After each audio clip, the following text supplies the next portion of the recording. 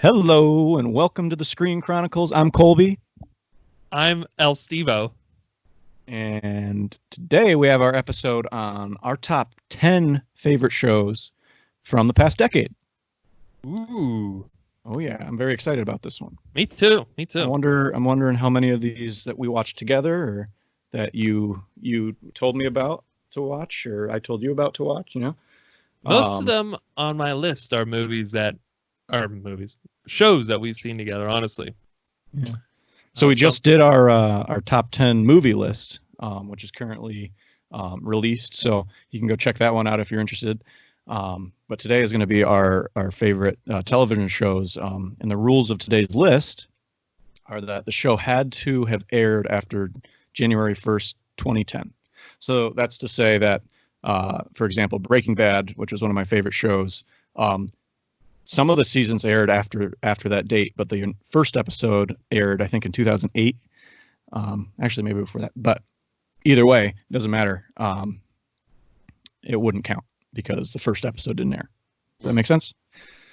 Yep, that makes sense. I mean, because we had talked about that. There was a lot of other shows, like how you said, Breaking Bad. I haven't seen Breaking Bad, but like Burn Notice would have been on my list. The Office probably would have made my list, but because they came out in the 2000s, not 2010. So, okay, their first episode, rather. Right. But they went on into the 2010s. Right. So, absolutely. So that's today's plan. In the future, in the next couple of weeks, we're going to have be doing some episodes about some movies we just watched, including Knives Out. We're probably going to do one on 1917, which we just saw. Mm-hmm. And coming up, we're also going to be starting a couple series that we really like. Speaking of TV shows, including The Mandalorian, which was released by Disney Plus pretty recently. And obviously, we got to get to The Last Kingdom. Heck yeah. Yeah. Oh, I'm reading the book for that as well. I'm reading The Last Kingdom. Yeah, I haven't started. Or I'm listening to it on my way to clinic. Yeah, reading's a strong word, Steve. It's pretty good. I mean, it's been a pretty good read. I think I like the show more. Yeah, make sure you don't read anything that's going to spoil anything, though, right? Do you want to? Well, I'm not going to read ahead of the show. Definitely not going to read ahead of the show. Cool. I mean, okay. Yeah. Anyway, you want to get started on this list? Yeah. Any other rules? Who wants to go first? Oh yeah, let's go over the rules. So we just said the first episode had to air after 2010. Yep. Or in 2010. It could be any kind of show. Yeah. It could be a cartoon. It could be a documentary series. Streaming or it could TV. be a cable streaming. You name it. As long as it was a series, no restrictions on that. But we're gonna start. 10 will be our worst. Yes. Not our worst, but the worst of the best. Not our most favoritist. Favoritist. And also, I think we could both agree that our list could probably fluctuate on any given day. One show might be able to move up the list a little bit. One might be able to move down, depending on what. Man, we haven't seen every show between 2010 and 2020. Or the end of 2019, I guess. Yeah. We haven't seen every show that's come out since then. But these are our subjective things, our subjective favorite shows. Our 10, we're each going to give our 10. That we strongly recommend you watch. We strongly recommend. And if you listen to our top 10 movies, you'll notice that even that we both give our top 10s. And I think we only had 2 of the same ones for our movies. Yeah, we did have the same number 1. Same number 1, but and we both had Harry Potter on our list, but we pretty much gave a pretty diverse list, even though we had a lot of similar likes. I honestly thought we'd have more because our interests aligned so well. It was pretty good though. I liked how it turned out. Yeah. I wonder if this one will be more similar though. I don't know. There's a couple on here I know you haven't seen, but okay. I don't know. We'll see. Yeah. So who wants to go first? I don't remember who went first for the movies, but I went first for the movies. Okay. So if you want to go first? Sure, I'll go first with my number 10, top 10 TV show. Number 10 comes in with Chernobyl. Ooh, I think I saw that advertised. Yeah, you would have But seen I it didn't watch it. advertised after Game of Thrones season 8 episodes. They were advertised. Oh yeah. So, Oh yeah. That that time of my life. so you were probably in a bad mood when you were watching them. Oh, I was in a terrible mood, Colby. Just watching the dreadful. trailer. Yeah, but anyway, Chernobyl came out in 2019. It is a historical drama miniseries that was on HBO. It was created and written by Craig Mazin and directed by Johan Renck. And it tells the story of the Chernobyl event. It was a nuclear disaster in Russia, in actually it was the Soviet Union, I believe, at the time. Yeah, I think Yeah, it was the Soviet Union. USSR, right? Mm-hmm. And so it was in 1986. And it's a true event, and they're documenting it in this drama television series. I think it was 5 episodes, so it was a quick watch. But man, was it eye-opening to an event I'd always heard of but never really knew much about. So there was, to just give you the gist of what it was going on, was this nuclear factory in a town called Chernobyl had an explosion in the factory when they were trying to run a test that they should not have been trying to run. Basically, the guys who were running the plant, some of the head people, were overly ambitious and were trying to get an objective done before they were really ready to get it done, because it would have meant a big perks for them as far as their jobs and their occupations went. And so they kind of were not thinking of the safety of it. They were just like, oh, this is probably going to work. And they went ahead before like a safety precautions were all in place, or the plant was up to date or something like that. So yes, they did. They were irresponsible as far as moving forward with this protocol that they were doing that caused it. But there was also a very interesting reason why it happened, which I don't. I'll just say a spoiler. I mean, it's a historical event, so this information's out there. But so do you want me to tell you? Yeah, go ahead. Yeah. So one of the things, reasons why it happened was they did have like safety systems in place in case something was going awry. But at the time, the USSR was trying to be so frugal with their money and do things like the cheapest possible way, that they had these cooling like capsules that would drop into the nuclear reactor. And I couldn't tell you the chemical, but I think they were lead cased though. And that was the cheapest way to make them, was with this lead casing. But lead was a catalyst for the reaction that was going on. So basically the USSR developed these, they were thinking, oh, we'll probably never need to use these safety systems. We'll just put it in like a lead coating. Like I think the cap of it was made of lead, because we're never going to have to use it anyway. And the physicist, there was a physicist who went on record in a journal saying that this is not the right way to do it. These facilities are not ready, because like this is going to cause disaster, right? Yeah. He reported that, but the Kremlin and the USSR did not want the world to know that they were behind. So they omitted that. So any place, including Chernobyl, that went on to build a factory after that report came out did not get the information that using lead sealed capsules as a safety system for the reactor was going to be a problem. So they didn't have that information because the government omitted it. So they didn't want the rest of the world to know that they were behind. Does that make sense? They wanted the rest of the world to think that they had this, they were at the forefront of the nuclear program. Yeah, so this accident happened because they really wanted to keep up with self-image and portray themselves as this strong nation, union, or whatever. So there are multiple people at fault. Obviously, there was the greed of the people actually there running the reactor, and they were trying to do something they shouldn't have been trying to do. But it was also like they also in their head thought, well, at least we'll have a safety system if this doesn't work, right? Yeah. But that safety system made it explode more because it had a catalyst casing of whatever the element was that they were putting into it. Yeah. So it was pretty interesting, and it kind of went into more of the the politics of the time. Was the whole show just the build up to it, or what, did it show after the fact too? The first episode it was all after the fact. So the big part of the show was showing how they contained it, because, dude, I didn't realize this, but if they had not done anything about it, that could have wiped out the huge population of Europe. Like, wow. Yeah, it may have gone all the way to the Atlantic. Like because of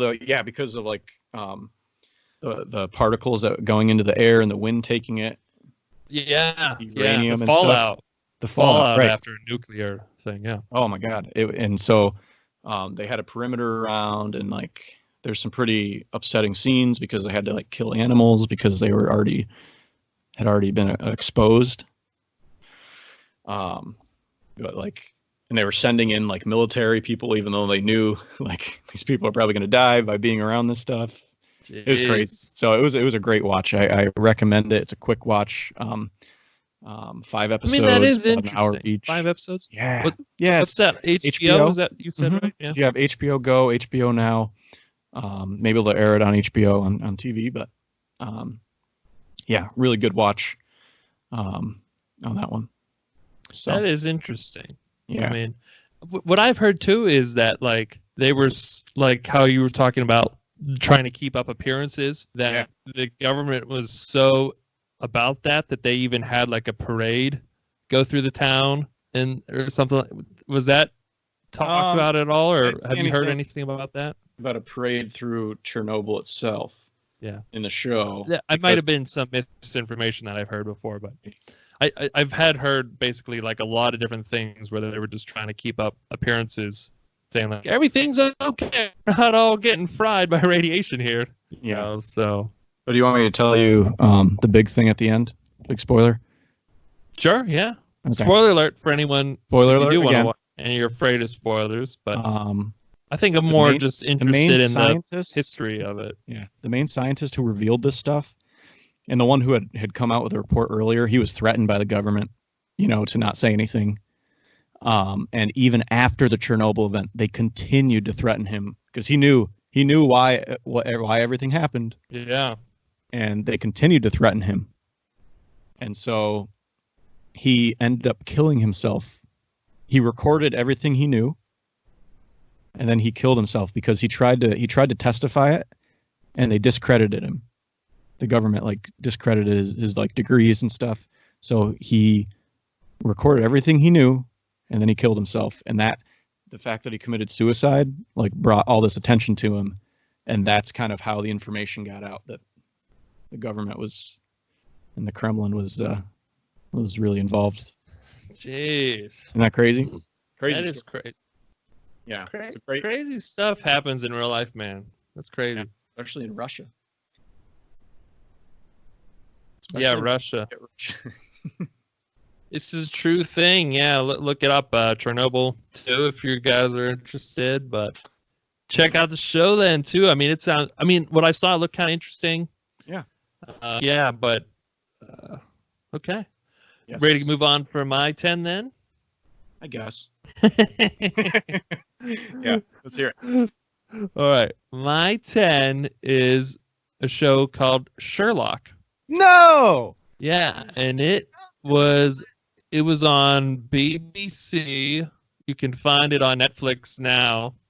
Created by Mark Gatiss, who plays Mycroft, and Steve Moffat. And Benedict Cumberbatch is Sherlock Holmes, Martin Freeman, Dr. John Watson. And I really liked this show at the beginning. And I remember the first couple episodes I watched. I think I was watching on a computer too, which sometimes takes me out of it when it's not up on like a TV. You watched it with? Yeah, before I watched it with you. I did see it. Like I watched it on my computer or something somewhere. Not that year, but like years, like probably in undergrad, I think. And I mean, it was really fun. I liked it. I just stopped watching it for whatever reason. Maybe that season had ended or something, because the seasons are short. They're like 2 or 3 episodes. Right, but they're like an hour and a half a piece. Yeah, they're like an hour and a half. Like mini movies. So I right? think, yeah, but I think we picked it up watching it again, and the one that like hooked me was the one with, I think it was the girl he meets, the girl that he likes. Woman.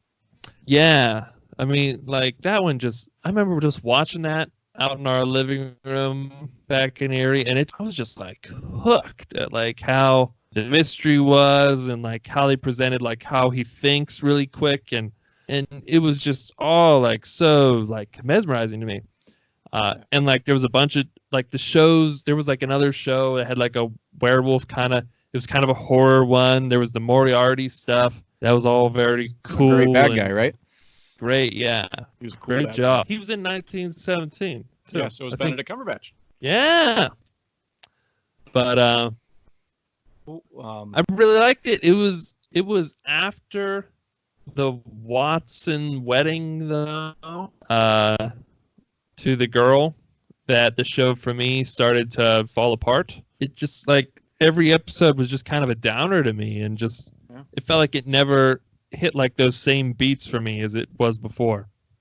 And but yeah, I mean it's really smart, written, like as far as you can see how he's thinking, how he's looking at things. It's all presented to you as he's deducing instead of you finding out the end. I mean, Benedict Cumberbatch I pieced all the pieces together. Kills it. He kills it. It's action. It's smart. It's the other thing I really like about it is it's modern day. Yeah, it's modern day Sherlock as well. So you use a cell phone and stuff compared to most Sherlock Holmes are set back in time. What time period would that be? 1800s? Oh yeah, like early England with not early England, but like the industrial age, kind of like early industrial age, I think is the normal time period for the Sherlock Holmes. That's right. Like Britain or London's pretty bustling. They have, like steamboats. I don't know exactly what year that is. Probably the 1800s. Probably. You're probably right. But yeah. So what Sir Arthur Conan Doyle wrote the books, right? Right. Cool show though. I mean, like I said though, it fell off at the end for me. But like when I was making this list, I was like, man, I really liked that show. When we always like the parts of it I really liked, I loved. I mean, right. So that's how it got on here. Oh, I didn't expect it to be on your list because I know season 4 was not. You didn't love season 4. I did, but I also did like the last episode, and it did make me want to see more. And I thought the last episode kind of redeemed it for me. Even though it was kind of like a dark episode, it still had like a lot of those same beats that I had liked about the show. Do you want them to make more? Yeah, I do. I would definitely watch more. I hope they do. I don't know if they will, but I hope they do. I'm glad it made your list, man, because I know we ended up watching it. I had watched it, and you had started watching it and hadn't watched it, and then we started watching it together.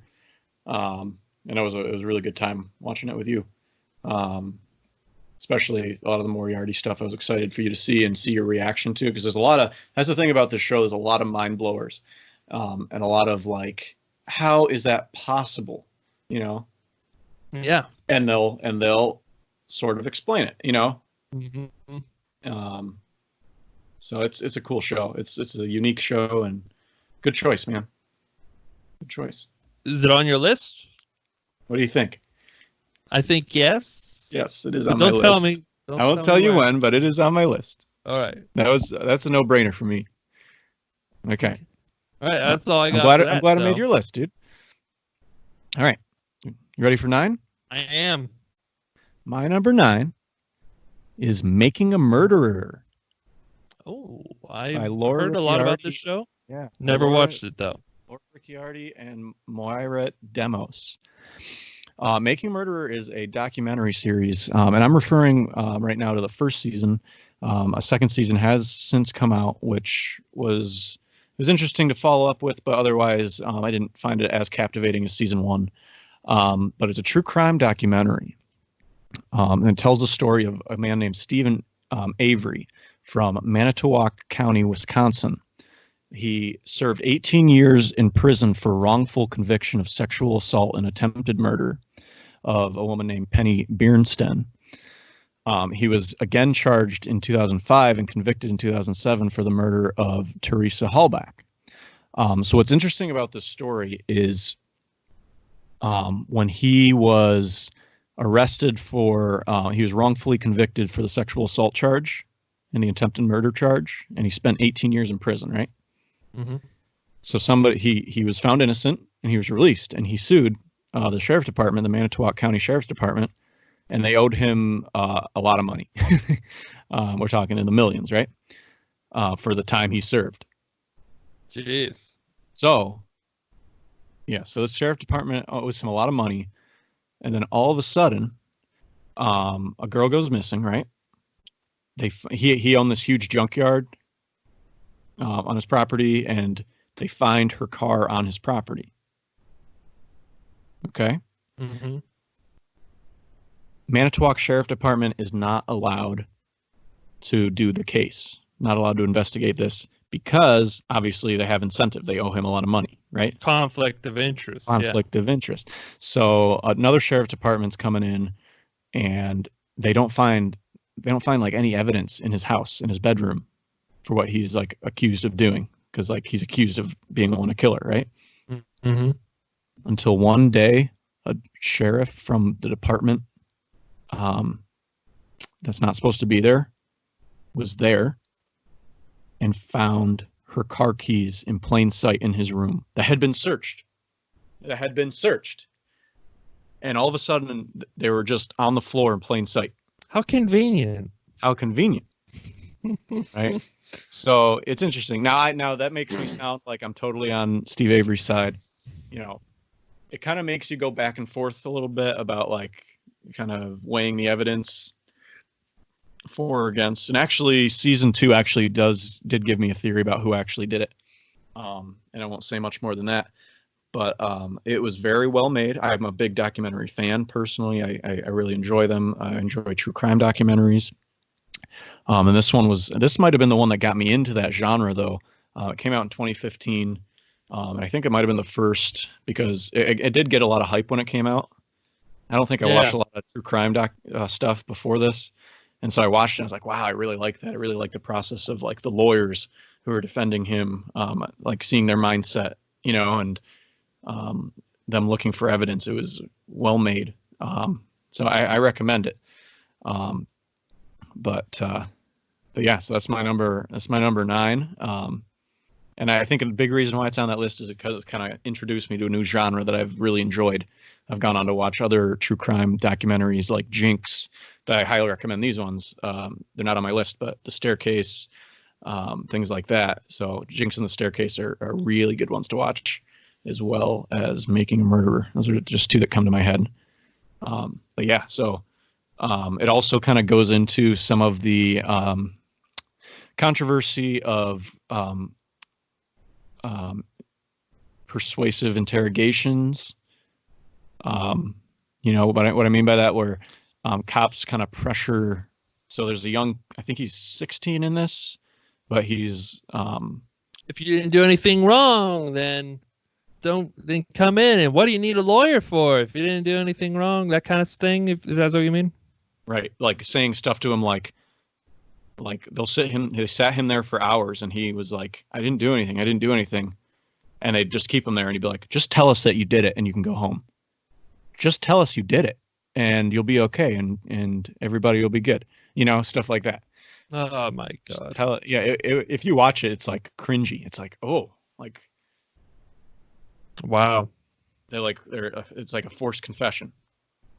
And so I've also heard, though, that I think you've told me, and I've also heard other people who watch the show, because this is a pretty popular show from Netflix. I honestly didn't try to do that. I don't know. I think I noticed I did this after you did it first. And I was like, I don't want to look like I'm copying him. And then you put your arms down, so I feel like I had to put mine back up. But I think it was like a subconscious thing. You know how like someone will yawn and someone else will yawn? Yeah. I think I just like did it because I saw you do it, and I was like, We're herd animals, man. Monkey see, monkey do. Oh yeah, what were we talking about? Mickey murderer. Oh, what did you hear? What did you hear? I've heard though that there's also evidence against him that the documentary doesn't present or presents in a way that's like, oh, and by the way, here's this. Is that true? So I have heard that. I've read into that a little bit too, because after this came out, I wanted to learn more about it. Sure, I think the documentary is biased. I don't think it's trying to see both sides equally. It definitely paints the prosecution in a really bad light, like makes them look like villains, like for sure in this documentary. Which a lot of what they did was that. It sounds like a lot of what they did though was kind of villainous. The fact that they have a 16-year-old kid in there and they're telling them you can go home. Just after hours of interrogation. Just watching the stock footage they have, it seems like that for sure. Actually, the guy who did the original prosecutor against them, actually, he's gotten in trouble for some bad stuff after the fact, which I learned about in season 2.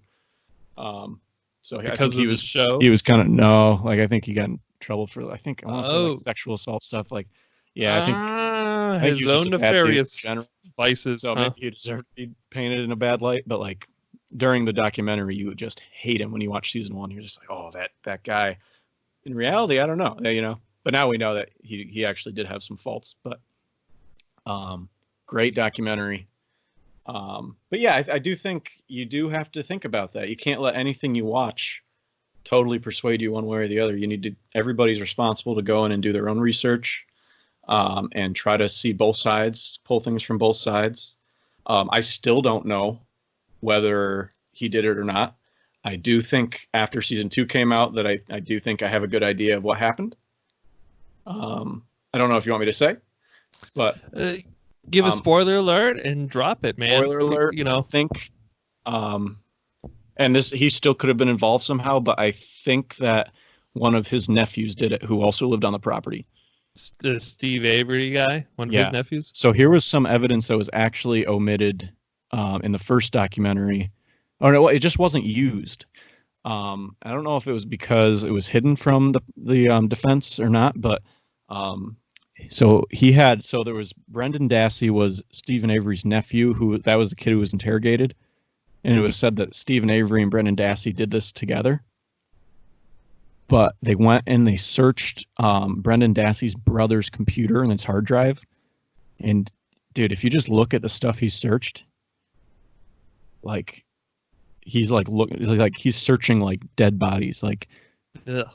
Yeah, like he's searching really like he would like search like bones, like female bones, like really disturbing things. So if you go through my search history, it's like cast of Last Kingdom, cast of the Vikings. What else? Cast of I don't know. Castaways. I don't know. Okay. But yeah, so it's I think that I kind of think that Stephen Avery's other nephew did it, is my theory. Well, I agree with you then. Yeah, you should, because I haven't seen it. And he testified in it against Stephen Avery and his brother, but he was like the only other one known to be home at the time, and he was the only one who saw them. He said he saw Stephen Avery do it. So, well, hey, this is documented now. If that ever turns out to be true, yeah, you heard it here, everyone. And obviously, the Manitowoc Sheriff Department wanted Stephen Avery to be convicted. So it's crazy stuff. Crazy stuff, man.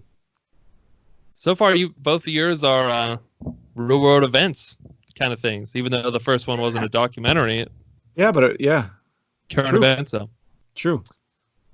All right, what's your number 9, Steve? My number 9 is the CW show Arrow, which started airing in 2012, and it just recently ended its 8-season run. Created by Greg Berlanti, Mark Guggenheim, Andrew Kreisberg, Stephen Amell is the Green Arrow, David Ramsey, John Diggle, Emily Bett Rickards, Felicity Smoke, Katie Cassidy, Laurel, a ton of other characters that come in and out of the show, but those are the main ones. And when this started, I remember I watched it back when Hulu was free, and it just showed shows that were like on TV, like the night before the past week or so. I remember I started watching this show called Arrow. It was advertised on Hulu when I was in college, my freshman year. And I started watching it. I didn't even realize it was about a superhero when I started watching it, because it was like this gritty kind of real story about this guy on an island, and then he's back home. He's this vigilante with a bow and arrow, and like the action was cool. The story was really cool. How they were doing the flashbacks and how it tied into present day stuff as well. And eventually, when I was looking up, this one character had a mask that was half orange and half black in the first season. I was like, who is that character? Because he was so cool and evil looking. I was like, Deathstroke is what I found, and I was like, oh, that's the guy from Teen Titans. I was like, oh, this is about the Green Arrow, and like you never like I didn't even realize it was about this superhero comic book character, the Green Arrow. It was like released at the same time or not long after like the Dark Knight and the Dark Knight Rises came out. It might even before the Dark Knight Rises came out, or it was around that time. Like DC was in that dark superhero headspace. They were coming out with the gritty version of Man of Steel, Superman. But it worked for this show. I mean, Green Arrow is pretty much Batman in this show. But it worked out. I mean, it probably peaked in season 2, and it kind of waxed and waned. Season 4 was complete crap for me. Okay. It was just useless. But then 5 sort of wrapped up the flashback storyline, and then 6 was okay, and then I fell off again in 7. But they just wrapped it up season 8, and they gave the character a good send off. And all the fans a good send off who liked the show, and it was really good. I mean, it's a superhero show. It does get more colorful throughout the middle. Like the Flash is introduced through this show, who has his own TV show. Some characters who go and join the show Legends of Tomorrow are from this show. So this show sort of opened up comic book movie shows because of its success. Even though it lost a lot of viewers and it didn't do so hot in the, like I said, season 4 was just complete crap. But yeah, I mean, it fell off for me. Like I said, it just got really convoluted. Like this person was dead, but back to life, but now they're from another universe, or now I like this person, but we're going to argue all the time. Right. And it was like, it just got, and I'm going to stop being the Green Arrow like every other episode. It got too convoluted for me. But they ended it well. The first 2 seasons are great. Stephen Amell is great as the Green Arrow. I like his dedication, and he did a little thing on American Ninja Warrior too. If you ever saw that, I've seen some. Because he did like a lot of parkour training for the show. Have you ever seen it? Yeah. Oh, You Arrow liked it? or American Arrow, Ninja? yeah. Oh, Arrow. I've only seen fragments, so I have a couple friends who have also watched it. And I've been in the room, I think, when my friend Ethan was watching it in college, but I never really got hooked into it. I know he really liked the show. And then otherwise, I've only seen parts of it, so I really don't have much memory of it. It is on Netflix now. So I mean, you could get into it. You probably won't be as into it after season 2. Honestly, I mean, the end of season 2 is just so good. It like that could have been the end of the show. It was the arc that they had in the present day, in the flashbacks, and then they really tried to kind of be Batman, and then they tried to be like a lighter, more optimistic superhero, and that wasn't working for them. They kind of lost their identity after that. Okay. But yeah, like I said, though, it spawned what's now called the Arrowverse of all CW superhero shows. Yeah, it's called the Arrowverse. Okay. Yeah, it's kind of like how the So what else is in the Arrowverse? The show Flash, Right. now the show Supergirl is officially she was in the Gotham? Arrowverse, but now she's in the same. I don't think Gotham is. Okay. The show Batwoman is, which I haven't seen.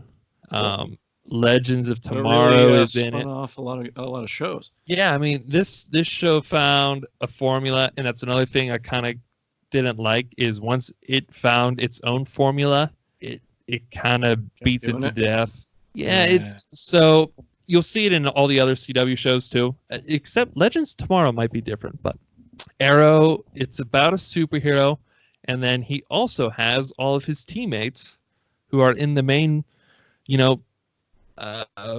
base that they're from, and they talk to him over the headset, and they come up with ideas how to beat the weekly bad guy, and then they have the big bad guy that they meet halfway through the season, and then at the end of the season, and then eventually all the other members of his crew become superheroes. Like you can see it in like all the shows. Like Black Lightning I think is in the Arrowverse as well, and they're doing like the same thing. Like it's the same sort of like formula, and it's fun. It's fun, but like you kind of like like you kind of want something new, right? You want something else, but I'd still recommend it, at least the first 2 seasons, to someone who's a superhero fan. And if you like TV, I mean, it's on Netflix right now. So, and CW is on basic TV. You can get an antenna and watch it. So, yeah, I've definitely heard good things about Arrow. Yeah, cool. All right, move on to 8. Let's go to 8. All right, what's your 8? Number 8 is for me The Mandalorian. Another 2019 show. Yeah, The Mandalorian made my top 10. Jon Favreau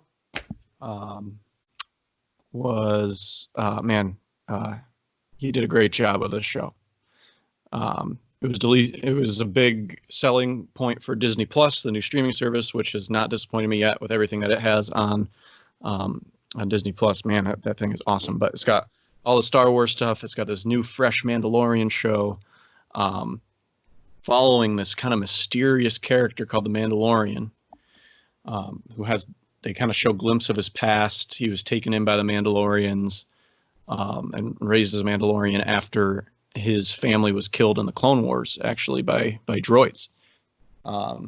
So he's got like a hatred for droids, and I'm sure everybody knows already because of social media and everything. And the biggest thing to come out of the show, it introduced a new character, as well as the Mandalorian, called the Child, aka Baby Yoda. Everyone immediately didn't know what to call him. Like, remember when we started texting? I was like, Baby Yoda.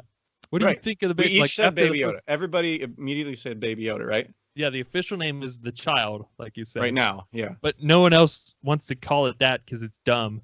So we're all like Baby Yoda because we don't know what a Yoda creature is. Yeah. So yeah, and he is the cutest character I think that's ever been in show business.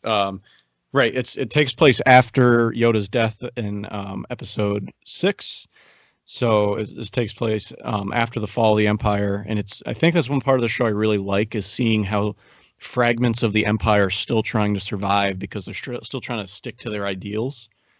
It's kind of interesting to hear that side, because I remember the one guy, and we're going to talk more detail about it. We're probably going to do an episode on this, but just to talk about this real quick, there's one guy who used to be what was he, a commander in the Empire?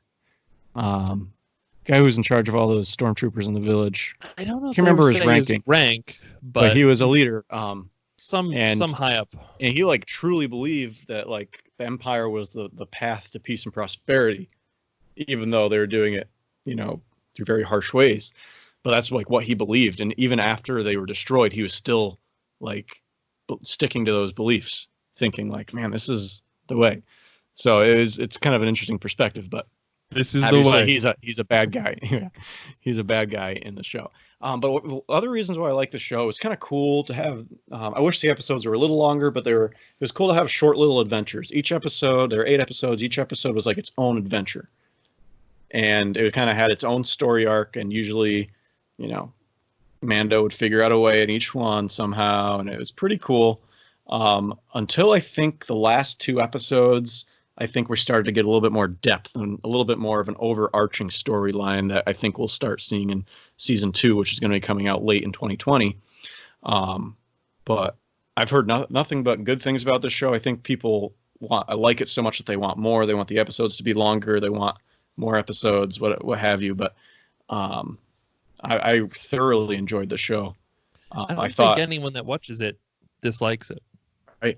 I don't think so. I think it's been a really good thing for Star Wars fans to kind of agree upon. Yeah, it's refreshing. It's refreshing. It's different. Yeah. I don't think anyone disagrees that anyone's like, "Oh, the Mandalorian ruined my childhood." Mandalorian is the most articulate thing you wouldn't understand. And yeah. Yeah, everyone's just like, "Yeah, Mandalorian's great. Baby Yoda's great. Let's all make memes." Yeah. You know what I just saw the other day that I loved? What's the guy's name who plays Mandalorian? I'm sorry. Pedro Pascal. Pedro Pascal, who is I originally saw in Game of Thrones and as Oberyn in Game of Thrones, and he killed it with that. And I saw an interview. He was at some event. I don't know if it was Comic-Con or something, and talking about when he found out that he was going to be the Mandalorian. He said he was like, "Look, I'm a 80s kid, I think," and he's like, I just wanted to be in a Star Wars. I was just so excited to be in a Star Wars show.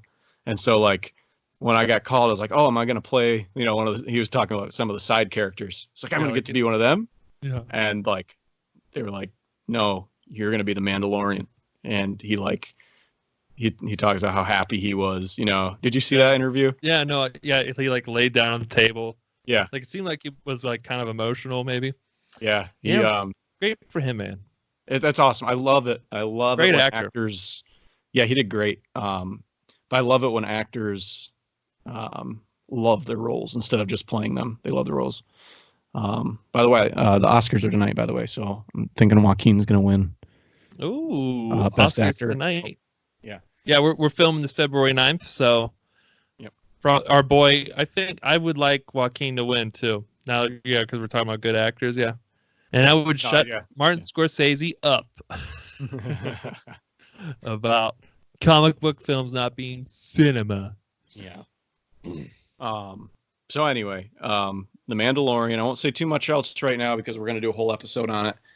Really fun show. Highly recommend, especially if you're a Star Wars fan. And I'll tell you what, I used Baby Yoda to get my girlfriend into Star Wars a little bit. So thank you, the child, who I'm still going to refer to as Baby Yoda.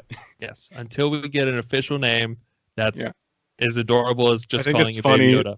It's funny because the Disney CEO kept calling it Baby Yoda in emails, and apparently Jon Favreau would correct him and scold him for it. It's not Baby Yoda. It's not Yoda. I wonder if Jon Favreau is super mad that everybody's calling it Baby Yoda. I don't know, but I know I think Feige was mad. Is kind of, I don't know if he's mad, but he also corrects people when people call the snap from Thanos when he snapped. Everyone refers to that event as the snap. That's just what we've all collectively called it. But he calls it the blip or the happening or something like that. No, it's not the blip. It's the snap. The snap. Come on. Why would Baby Yoda? It's not the child. Yeah. You should have named it right when it happened if that's what you wanted. You should have. Mando should have pulled up that veil and been like, the child? Yeah. The child. My girlfriend sent me a photo of some of the pre-orders for life-size Baby Yoda dolls the other day. I saw that. And I was like, I want one. And then she sent me the price. And it was $350 or something like that. They're gonna make money from that though. People are still gonna. And I just sent back. I was like, yeah. So. Okay. Okay. What are you trying to say? I still want one. There's a lot of people who haven't even seen the show. I have patients that have. One of them was wearing a shirt with Baby Yoda, and I was like, "Oh, you watched The Mandalorian?" And she was like, no. Like, insulted that I asked that question. And my CI was like, come on, Steve. Everyone just likes Baby Yoda. And I was just like, Mandalorian is great. You need to hold back, dude. You need to hold back. Oh, you were about to lose it. So like, anyway. what is going on? What do you mean? But yeah, I mean, but Mandalorian now, great character too. I'm with you, man. Recommend this show. Yeah. Let's not say too much about it now because we're gonna have a whole episode. We'll get into the details of it. Absolutely. Anyway, what's your 8, man? My number 8 is a show you might have heard of called Vikings. It aired 2013, and it's going into its last season currently. It aired on the History Channel, created by Michael Hurst. Some of the main stars: Travis Flamel as Ragnar, Catherine Winnick as Lagatha, Gustav Skarsgård as Floki, Alexander Ludwig is Bjorn. Again, this is another show with a ton of characters. I could go forever, but those are my favorite ones. So those are the ones I'm going to name. But we started watching the show because we watched another show set in the same time period with. It's probably not going to be on our list. Probably not going to be on our list, and we won't say its name because if we say it 3 times, it will appear. We may have already talked about it in the show. we might have. We might have. Yeah. But anyway, so Vikings was actually the original Viking show. That's how they stole that name so quickly. And and it's this really interesting show though too. It's about Vikings, and the first season is about them going off and exploring England with Travis Flamel's character Ragnar Lothbrok, who is a real historical character, and it starts with the first invasion of awesome England. Viking.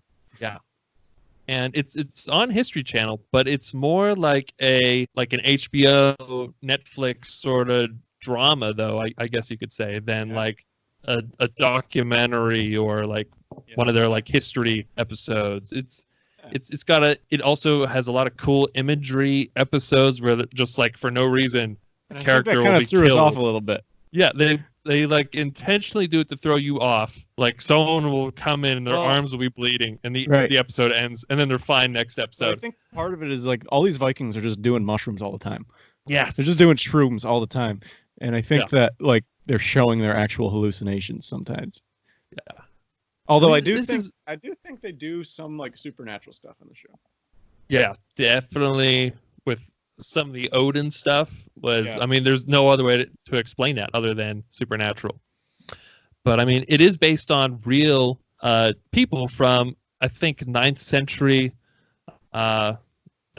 world where, you know, if you look up Vikings invading England, they're really the original people to invade somewhere, you know, Vikings, man.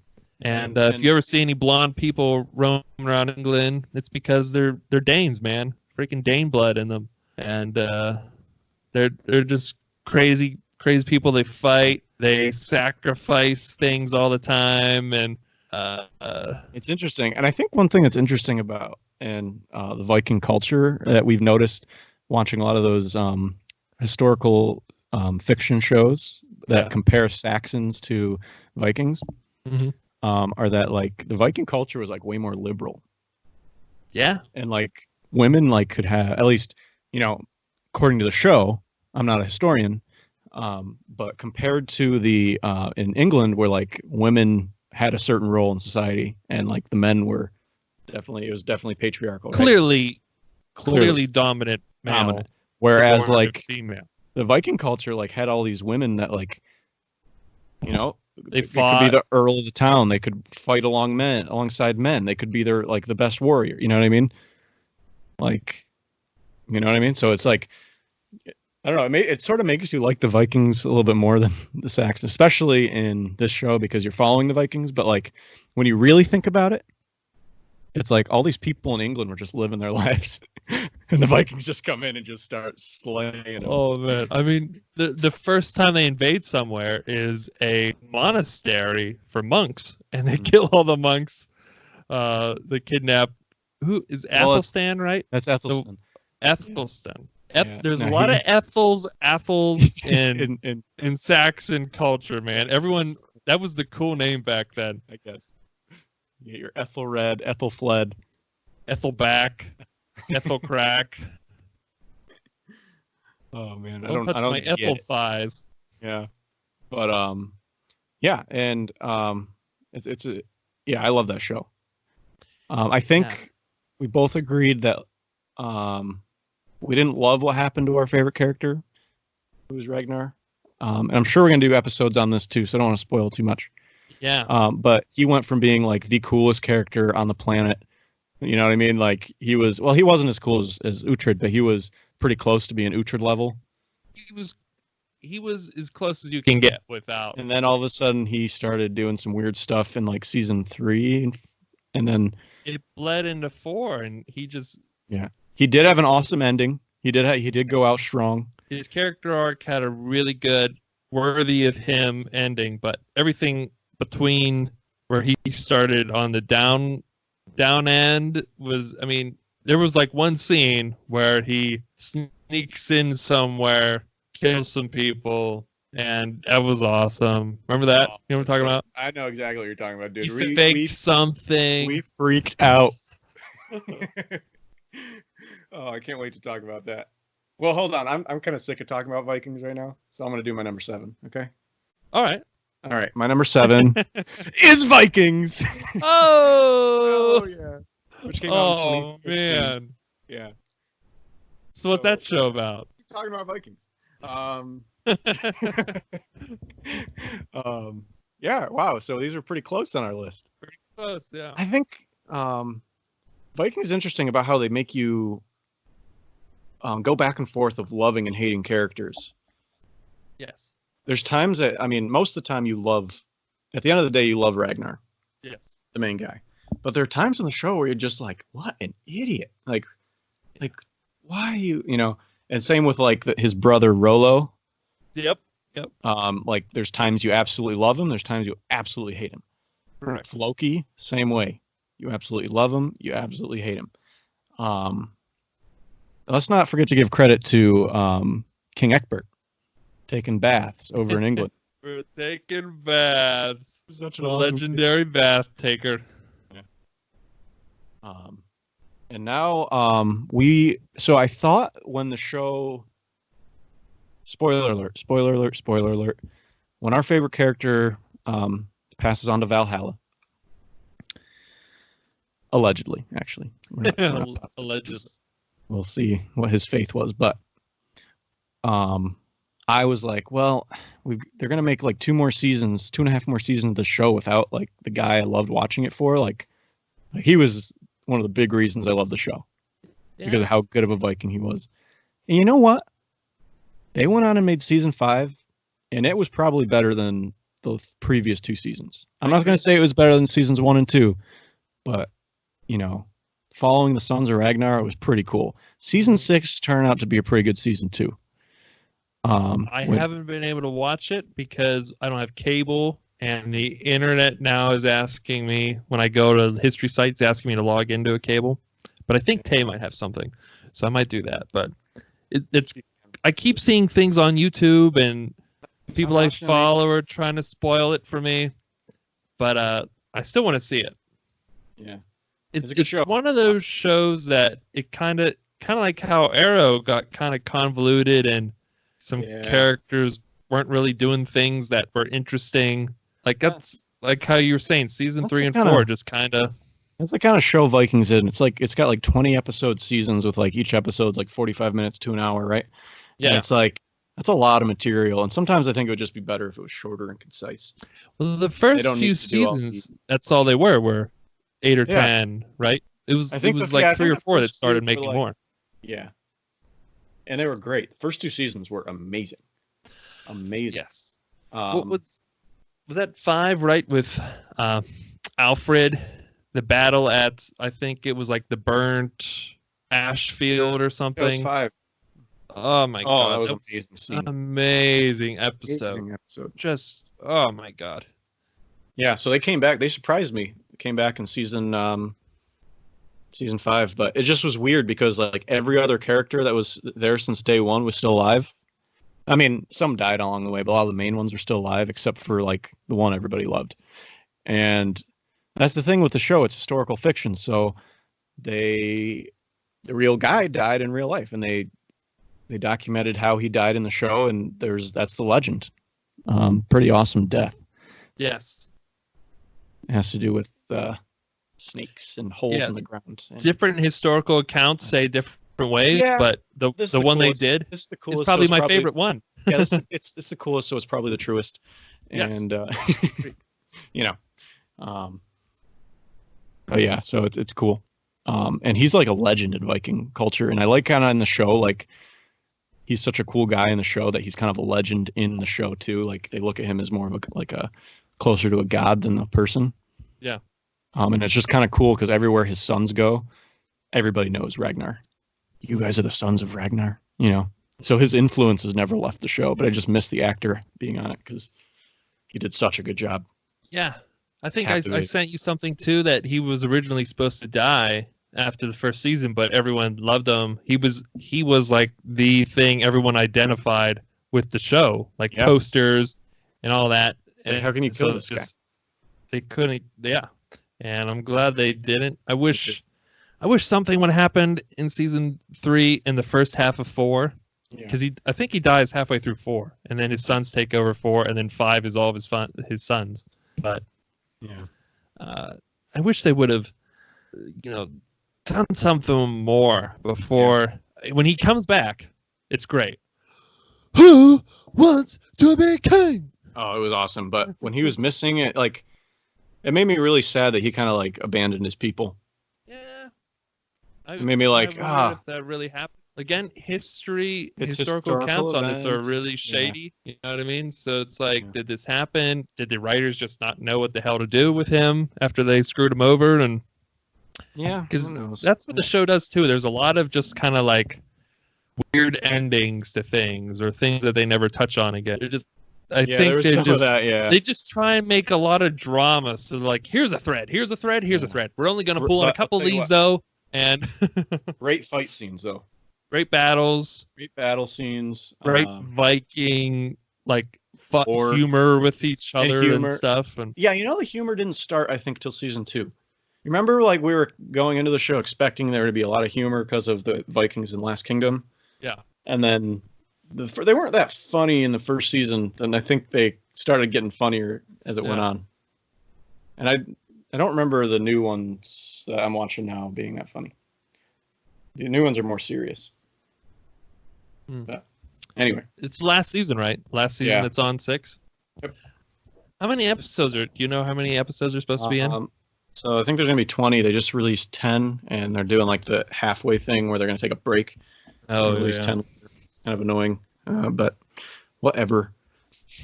Whatever, back freckle. Anyway, we should probably do a whole Vikings episode where we can just talk about Ragnar all day. We can talk Ragnar and all of our other Viking loves and such. Yeah. So what's your number 7? That was my number 7. Your 8. My number 7 is a show aired on CBS in 2010. It's still going, called Blue Bloods, created by Mitchell Burgess, Robin Green.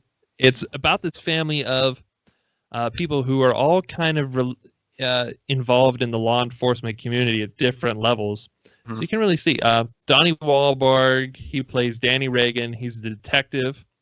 Bridget Monahan is Erin Reagan. She's a DA, district attorney. Will Estes, my favorite character, Jamie Reagan. He's like the beat cop. Len Carahu is Henry Reagan. He's the grandpa. He used to be a police commissioner. He has all these old ideas about how the police should operate, and he brings that perspective. And Tom Selleck is Frank Reagan, and he's the current police commissioner. He's the dad of all the kids that I named. And so he's kind of getting the old ideas from his grandpa. He's getting the new ones from his more liberal son. he's getting some of the, and he also brings his own perspective as well. And he's got a mix, huh? Yeah, it's about like a family. One of the things a lot of people talk about is the sit down dinner scenes. And that's how my family grew up. I have my mom, dad, sister, 2 brothers. I have stepsister, and we would always, sit down at the table, for dinner, for if we all ate breakfast together. But we always had dinner together growing up too. So I mean, I think a lot of people who like the show, I think, can relate, or at least want to be able to relate to that. But like I said, though, they're all at different levels, so it can tell a lot of different stories. It doesn't get tied down into how some of the other like cop shows are like, first there's a murder, then we investigate, and then we catch them, and that. Like sometimes it's about a beat cop and his partner just got shot, and now the city's making it this controversial thing because of some other reason, or like there's so many different ways. Sometimes it's about the wife, or not the wife, the sister, as the DEA prosecuting someone. But most of the episodes are about Danny Reagan, the cop, or the detective rather, who is solving the crimes and that. But there's still always like some other unique thing to them. At least in the first like 5 to 6 seasons of the show, they're all pretty unique. And anytime any of the family members heads butt as far as like an investigation goes, or whose jurisdiction ends, I mean, it's really cool. Yeah. And it's on Netflix now too. You can watch it on there, but it does air on CBS still. I think the newer episodes are really fun and cool still, but I really like like I said, I think the first like 6 seasons are really, really, really good. Cool. And, by the way, go ahead. No, go ahead. Go ahead. I was going to say, I think we forgot to say where Vikings was. Who you watched? Oh, no, I said History Channel. Oh, okay. I said History Channel. So, yeah. Or you can watch seasons 1 through 5 on Hulu. Oh yeah, Hulu as well. Okay. So I just want to make sure we No, for sure. Anyway, keep going. For sure. But yeah, no, it's I think it's a really cool show. I mean, like I said, I do like some of the shows where how you brought up Mandalorian, how it's more episodic. There is some overhead stories, but I like episodic shows too, because some shows that they have like this serialized story or the overarching story, I feel like some of them start with a really good first episode, because all this stuff happens and then there's this big mystery, this big question, this big bad guy to beat, but then all the middle is just like filler until you get to the end. Build episodes. There's a lot of build with some. I'd say that's true about Breaking Bad, which would have been high on my list if it was made in 2010s. But that show had was fantastic writing. But you're right, it was designed in the kind of way where it wasn't going to be like one episode was its own story. Each episode was going to build, and there were a lot of episodes that were just kind of you had to get through. Yeah, that's what I mean. Build, and so it's nice to have shows that, like you said, that it's just one episode's a story. Yeah, and that's what I liked about Mandalorian. That's what I like about this show. Yeah. Each story has its own contained, or each episode has its own contained story. You can turn it on, end it. You don't have to think, all right, who ended where? Was the knife over there? Did that person see that person at one time? I think my next one. There is sometimes some carryover. There is some carryover for sure. In some of the episodes, there's like 2-parters, or the first season. It has this really, really cool overarching story about the Blue Templars and one of the other family members who was a cop who was killed in the line of duty, and then finally they figured out who did it and how it happened, and that was really good, and that still carries on throughout the show too. It's just the what happened with that, and so, I really like the show, so I definitely recommend that.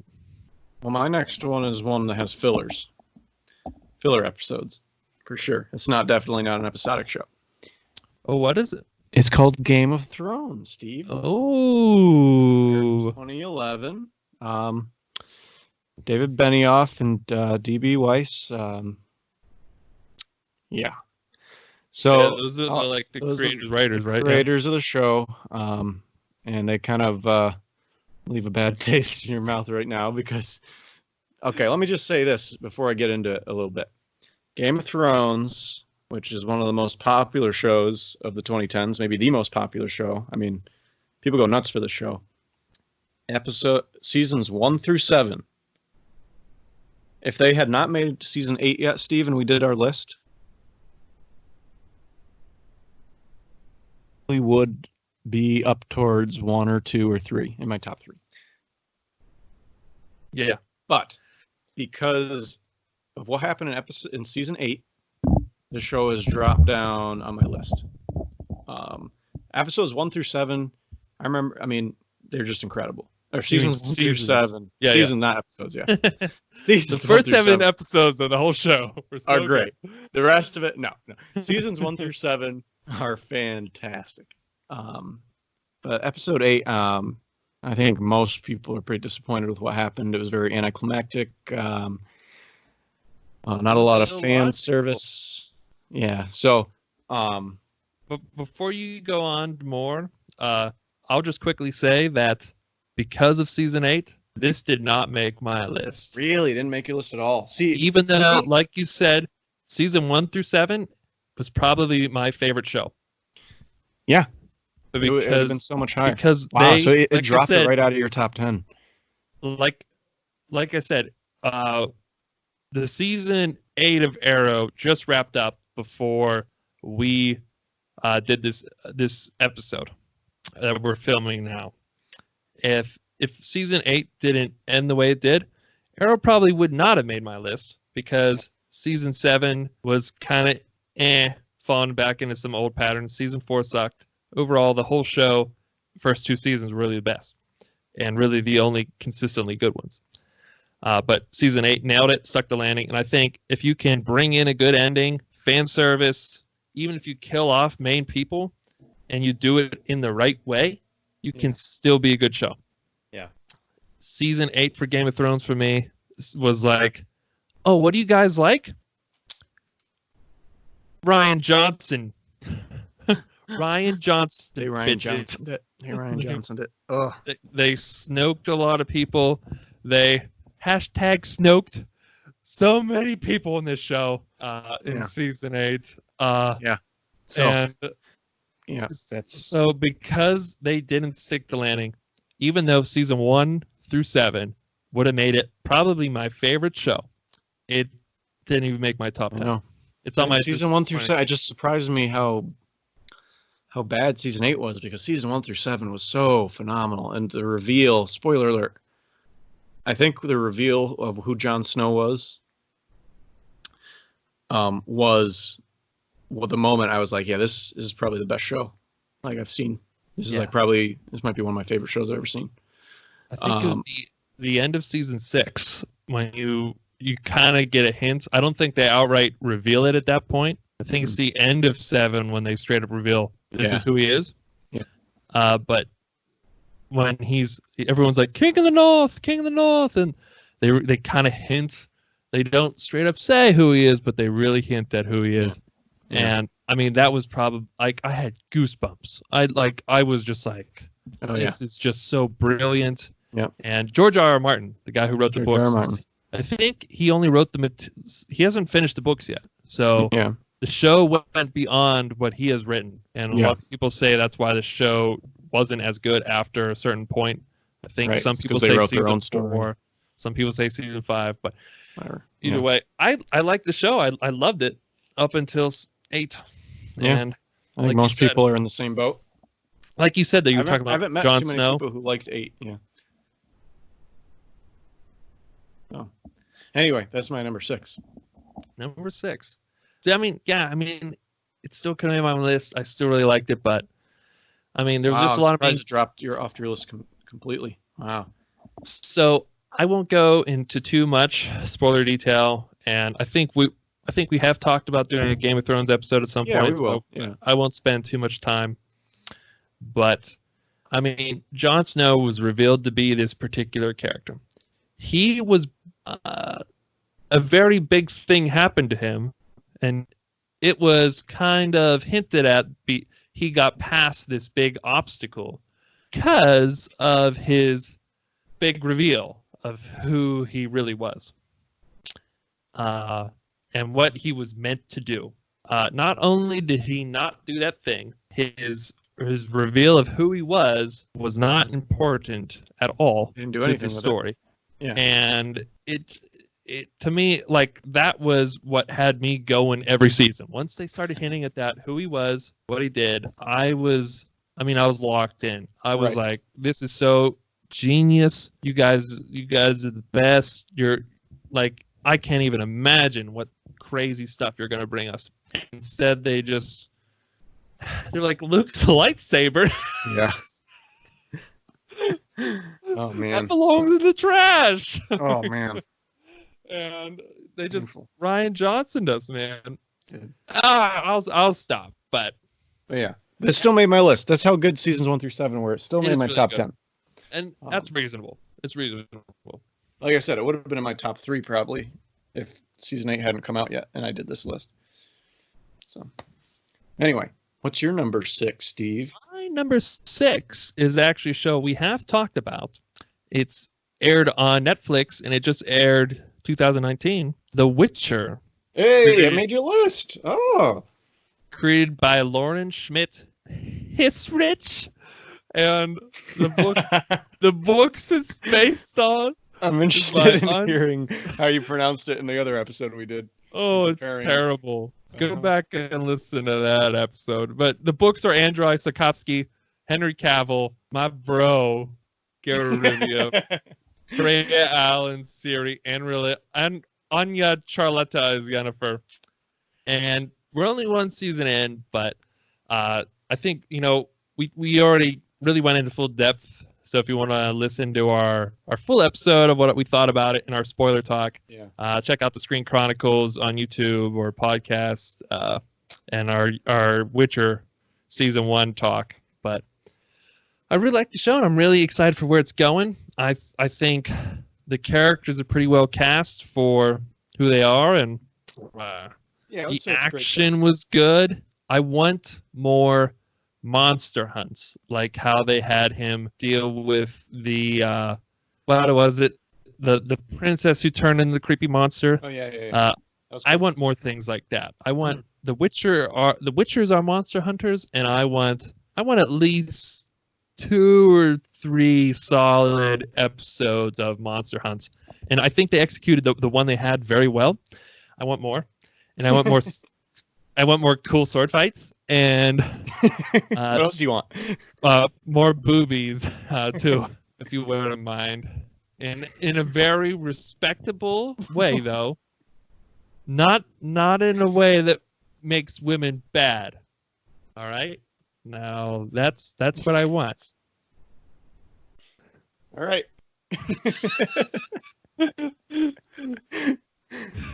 Nothing to say? No, I'm not going to comment further on that. No. All right. I want monster hunts, sword fights, and I want more adult themes because they did very well.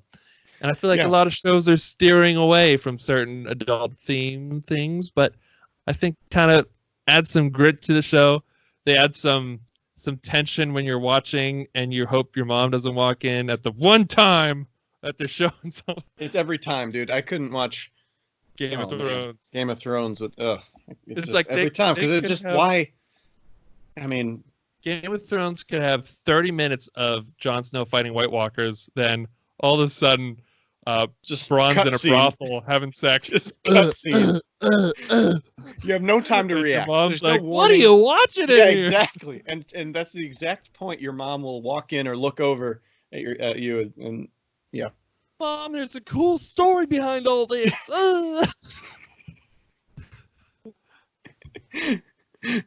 Oh my god. And it's just that's true. Okay, so that's what you want for next season. Well, this one did not make my list, even though we watched it. You still? What do you think? What are the things you think about what? This show, The Witcher. I thought it was a great cast. I thought The fighting was really well done. Especially that first fight scene, the sword fight scene in the first episode was one of the best I've ever seen. I think, like I told you, I was very confused because I didn't have any backstory of any of the events. Is that what like made it not make Made it it your a little list? weird for me. Yeah, I don't think it had the substance compared to make the list. Okay. Yeah, I didn't really even consider it for this list. Wow. Um, Because of I didn't lack of dislike the show. I didn't dislike the show. You're allowed to dislike it. But I didn't. You are. I didn't dislike it. I thought Henry Cavill was fantastic. He was great. Really kind of turned more into Yennefer's story, I thought. Yeah, and I would agree with that as well. Is I want less Yennefer stuff, even though cool character. I want the show's called The Witcher, and I want it to be about The Witcher. I don't like her. But yeah, I think there's a lot of potential for that show, and maybe I'll like next season better now that I kind of have a grasp on what's going on. But I was confused with all the timeline jumps and stuff. I was kind of like, yeah. Hopefully I've heard that the next season is supposed to be more linear, so yeah. I don't know what that means. Is it not linear? But I hope that they do the things that I said and want and make it more about The Witcher. Not that Yennefer is bad, but and I think they could end up with something on the level of Game of Thrones, even though I don't think this is the same type. It's a similar genre. It is the same genre as Game of Thrones as far as like an adult fantasy sort of thing, but it's not the same show at all. And so yeah, that was my 6. Cool. Down to 5. On to the top 5.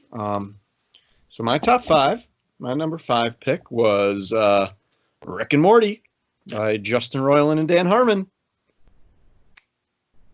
Oh yeah. Oh yes, Rick and Morty. Why did this make your top 5? What?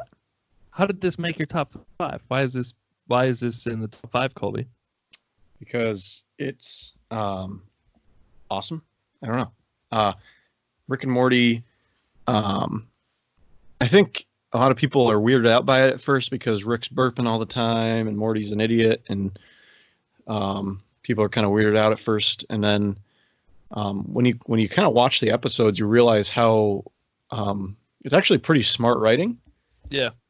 And they take these like really intelligent concepts, whether they're science fiction concepts or like real life concepts, and like they make a funny story out of them. I don't know. It's I think it's brilliantly written. It's like an animation thing on like Cartoon Network or something, right? Yes. I know you've watched the show, Steve. So no, I'm trying to get you to describe it for the people. Oh, you don't know what Rick and Morty is? Okay, I'll tell you. I know what it is. I've seen it. Yeah. So Rick and Morty is the cartoon show on Adult Swim, and it's also you can watch it on Hulu right now, and you can watch it illegally at a lot of other places on the internet. But so it follows. Don't recommend that though. You don't. We don't recommend illegal activities. We don't recommend illegal activities. Let's not get political here. So anyway, it follows Rick and Morty. Rick is the grandfather of Morty, and Rick is a scientist who has pretty much conquered the universe and the multiverse, as you come to find out. And it's based off of. It's kind of a spoof off of the Back to the Future movies of Doc and Marty. So that's kind of the dynamic between Rick and Morty, except Morty is just a total idiot. In some versions of Morty, I mean, again, there's a lot of different versions of Morty in the multiverse.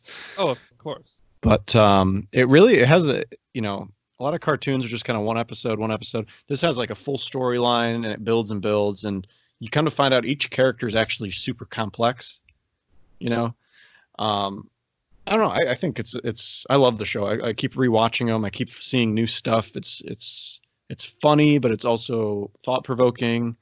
And I don't know. It's great. Yeah. You've seen a few episodes. What do you think? Yeah. I mean, so this didn't make my list, but it was the ones I saw. I think the first episode had some funny parts in it. It was the very first episode you showed me. Had some funny parts, but it also had a lot of weird things, and like you said, there's a lot of like in the middle sentences. Who's the doc guy? What's his name again? Rick. Rick, dude. Yeah, sometimes Rick will just be talking. He'll be like explaining something. He'll be like, "Okay, that's because of the time transfer." Morty, and he says Morty like 1,000 times. And I love that. And Morty sounds like this all the time. Okay, Rick. Oh, Rick, jeez. The show's called Rick and Morty, and they both each say Rick and Morty like 1,000 times. Like, I love it. You won't forget the show's called Rick and Morty, except me. Who's Rick? But I just forgot Rick's name earlier. Yeah, I can't believe you forgot Rick's name. And anywho, but then we saw Pickle Rick, and that was hilarious. Oh my gosh, that's probably the best. That was a funny episode. And there was a few other ones too that were funny. Turns himself into a pickle. Pickle Rick. Oh, Pickle Rick, and it had this whole crazy kooky side story. That's my kind of humor. Is just kooky things that are like making sense and purposely making fun at something, but also if you take a step back, are just complete nonsense. Yeah. You know what I mean? And like that's what that was. And I think they nail it. I don't know. I don't know if I've seen a bad episode of Rick and Morty. They're all really good. Even the ones that I like less than others, like go back and watch. It's like actually this is pretty funny. Yeah, and we watched a few more, I think. Yeah. Too. And they were all interesting. They were all funny. I mean, the ones that we saw after that, but the Pickle Rick one was, my favorite. If the rest of the show would have been like on that level, it could have even maybe been on my list. But it's the drawing is also creepy to me. It has like that Adult Swim drawing look to it. I don't know how to explain that, where everything looks just like creepy late night. Yeah, and I think that some people don't get into it for that reason, but I think once you start watching it, it's super enjoyable. Yeah, I love it. I love it. My sister loves it. Haven't got my girlfriend into it yet. I should really try. I think that's gonna be a tough one. I don't know if you'll be able to do that one, man. Yeah. I don't know. You might. I've shown her clips. You know how I showed you clips too? Yeah. That she thought was funny. Like that's how I try to get her into it. Like what? The Nimoys, right? The Meeseeks. Meeseeks. Yeah. Stuff like that are funny. I don't know. Just to try to show her that is funny. It is a good show. Anyway, that's my number 5. This had to be on the list. And there you go. All right. My number 5 is the show that we watched together. It's called Nightfall. It aired in 2017. Yeah. It's unclear whether or not it's still going. I hope it is. It aired on the History Channel originally back in 2017, and it's created by Don Hanfield and Richard Rayner. And it has a ton of characters, but Tom Cullen is Landry, the main knight that they follow. And it's the first season was good. It was interesting. We were watching a lot of different sort of sword and shield, medieval kind of. So this was after we needed to keep getting our medieval time fix. We watched Last Kingdom, we watched Vikings, and we were like, oh, we need more. And this was the one we went to. Yeah. And I'm glad we did, because season 1, like I said, started out kind of strong. There's this mystery of this MacGuffin. You will learn about it in the first episode, so I'll just say the Holy Grail from this Crusades. But the show really wasn't about the Crusades, and it kind of it didn't really. It wasn't sure if it was an adventure film. It wasn't sure if it was like a Crusade knight battle film. It wasn't sure if it wanted to be show. Didn't know if it wanted to be like a plotting, scheming medieval, behind the veil, plans sort of show. But so it didn't really know what it ended pretty strong. It did. End battle. strong. Another thing about season 1 that was interesting too, that I think they changed from season 1 to 2, just the way it was filmed. Season 1 looked all pretty, and like every time they were in a room, like super bright lights, like as if it was like obviously in a studio. You know what I mean? Yeah. And I just think everything was like super clean. Where, you know, we're pretty much experts on what things look like back then because we watched a lot of like Viking Saxon shows. So if anybody knows, it's like we know what you should look like in medieval times. Like we know, right? We know. And they should be covered in pig shit and like in everything, you know, and they weren't. They were spotless, you know. Their tunics were like they all look white, clean. looked like came out of the washing machine. Floors look clean too, is the thing. Like floors and walls, everything was like. And we know, like that's proper, yeah. Like if you walk into like a medieval museum, that's how everything looked. Instead of like if you walked into France in the 1400s, like. And again, I wasn't there, so but pretty much were though. Kind of we watched enough. We saw Troy, Gladiator, Last Kingdom, Vikings. Do I need to go on? I don't think I do. No, you don't need to go on. I mean, people, stop. Monty Python and the Holy Grail. I mean, come on. Monty Python and the Holy Grail. They were disgusting. That was filmed back then. Yeah, that was filmed back in those days. Yeah. So let me just tell you, season 2, they fixed that, I think. Yes. I thought they did. I thought they like paid more attention to the makeup to make them look a little bit more gritty. They fixed the light to make it look like more natural light, like that was maybe lit by a fire instead of like a spotlight. You know what I mean? And there was a real cohesive story throughout season 2 as well. Yeah. It wasn't, like I said, season 1 was trying to do all these different aspects of what other shows did well. They were trying to bring that into their show while still having this overarching story of the Holy Grail. This one, they don't even touch on the Holy Grail, which I hope they do get back to, because that is a mystery of someone had the Holy Grail at the end of season 1, and you're like, what's happening with that? But they ditched that. The story's gritty too. It's kind of dark. There's a lot more action, I think, too. There's a lot more sword fights, and you know what else they did in season 2? They brought back Luke Skywalker. They brought Luke Skywalker the way he should have been brought in The Last Jedi. Man, did I think we could get through an episode without trashing The Last Jedi? No, it's impossible. Yeah, I already did when we were trashing Game of Thrones. I was just trashing The Last Jedi. Yeah, exactly. It's just not, we do it subconsciously now. We don't even think about it. But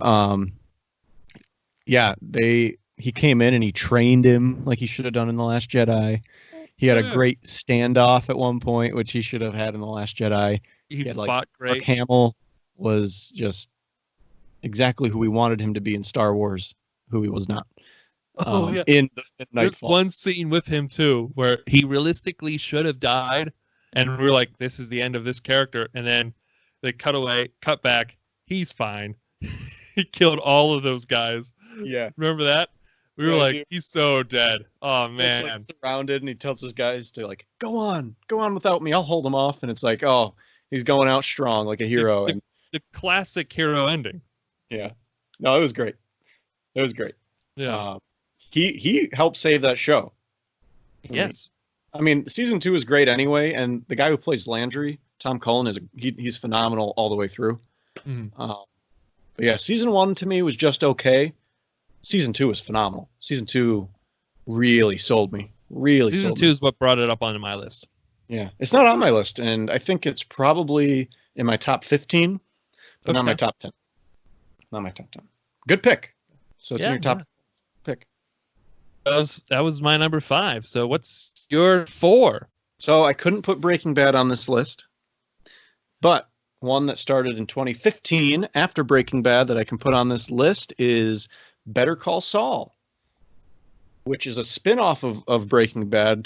Do you know anything about Breaking Bad, Steve? Yeah, it's about a show. It's about this guy called Paul, and he calls this guy called Saul, and then you look at me like that's not it. That's not it. So anyway, in Breaking Bad, I know about it. Yeah, there's an interesting character called Saul Goodman, who is the main character of Breaking Bad's crooked lawyer. So he's got all these like, he works with like drug dealers and stuff. He works for kind of the bad guys. And Better Call Saul is the story of how he went from being a crook, sort of a swindler, and then he wanted to get his life together. This is before Breaking Bad, so it's sort of a prequel. But they also kind of show some scenes that are sequels to Breaking Bad, like to foreshadow some things, which is kind of cool. And I think the show is going to actually end after Breaking Bad, but most of those things take place before. So it shows him kind of trying to get his life in order by becoming a lawyer. And his older brother is this like really good lawyer. And by the way, the show you can watch on Netflix, and it comes out on AMC. AMC, just like Breaking Bad. But yeah, so his brother kind of resents him a little bit because he ends up getting his law license, but he went to like an online school, so his brother like doesn't think it counts. You know what I mean? Yeah. So it's just interesting to see their dynamic. And Jimmy McGill is Better Call Saul. He's Saul Goodman, and he's just trying to be a good lawyer. He's trying to get his life together, but he can't help but go back to doing the things he's good at, which is swindling people and using that to win cases and stuff. So, and getting involved with the wrong crowd, he just cannot help it. But he's like a good person, and he's trying to do good things, but he just keeps falling into these situations, and he turns into Saul Goodman, and you get to watch him kind of become who he is in Breaking Bad. So, to me, the show ended up being almost as good as Breaking Bad. I think. Yeah. Is it done? Nope. Season 5 is actually going to be coming out later this month, February 23rd. It premieres. I'm pretty pumped for it. So, seasons 1 through 3 were phenomenal. Season 4 was a bit of a dip down, a little bit more uneventful. Still good, but not as good as the first 3 seasons. And I'm hoping season 5 knocks it out of the park. So, Better Call Saul, highly recommend, especially if you like Breaking Bad. This is like, honestly, seasons 1 through 3 kind of get to that level, that Breaking Bad level. Wow. I never saw Breaking Bad. I know what it is about the chemistry teacher who I think he gets cancer, right? And he starts making drugs because he's really good with chemicals. Right. He's a science teacher in high school, and he wants to make a lot of money for his family before he dies. Yeah.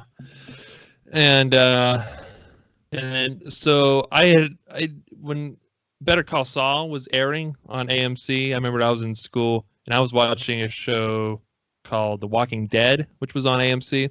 Yeah. And I kept seeing advertisements for that. So I was like, I'll watch that because everyone talks about Breaking Bad, but I couldn't get into the show. I watched 2 episodes or so. Oh, Better Call Saul?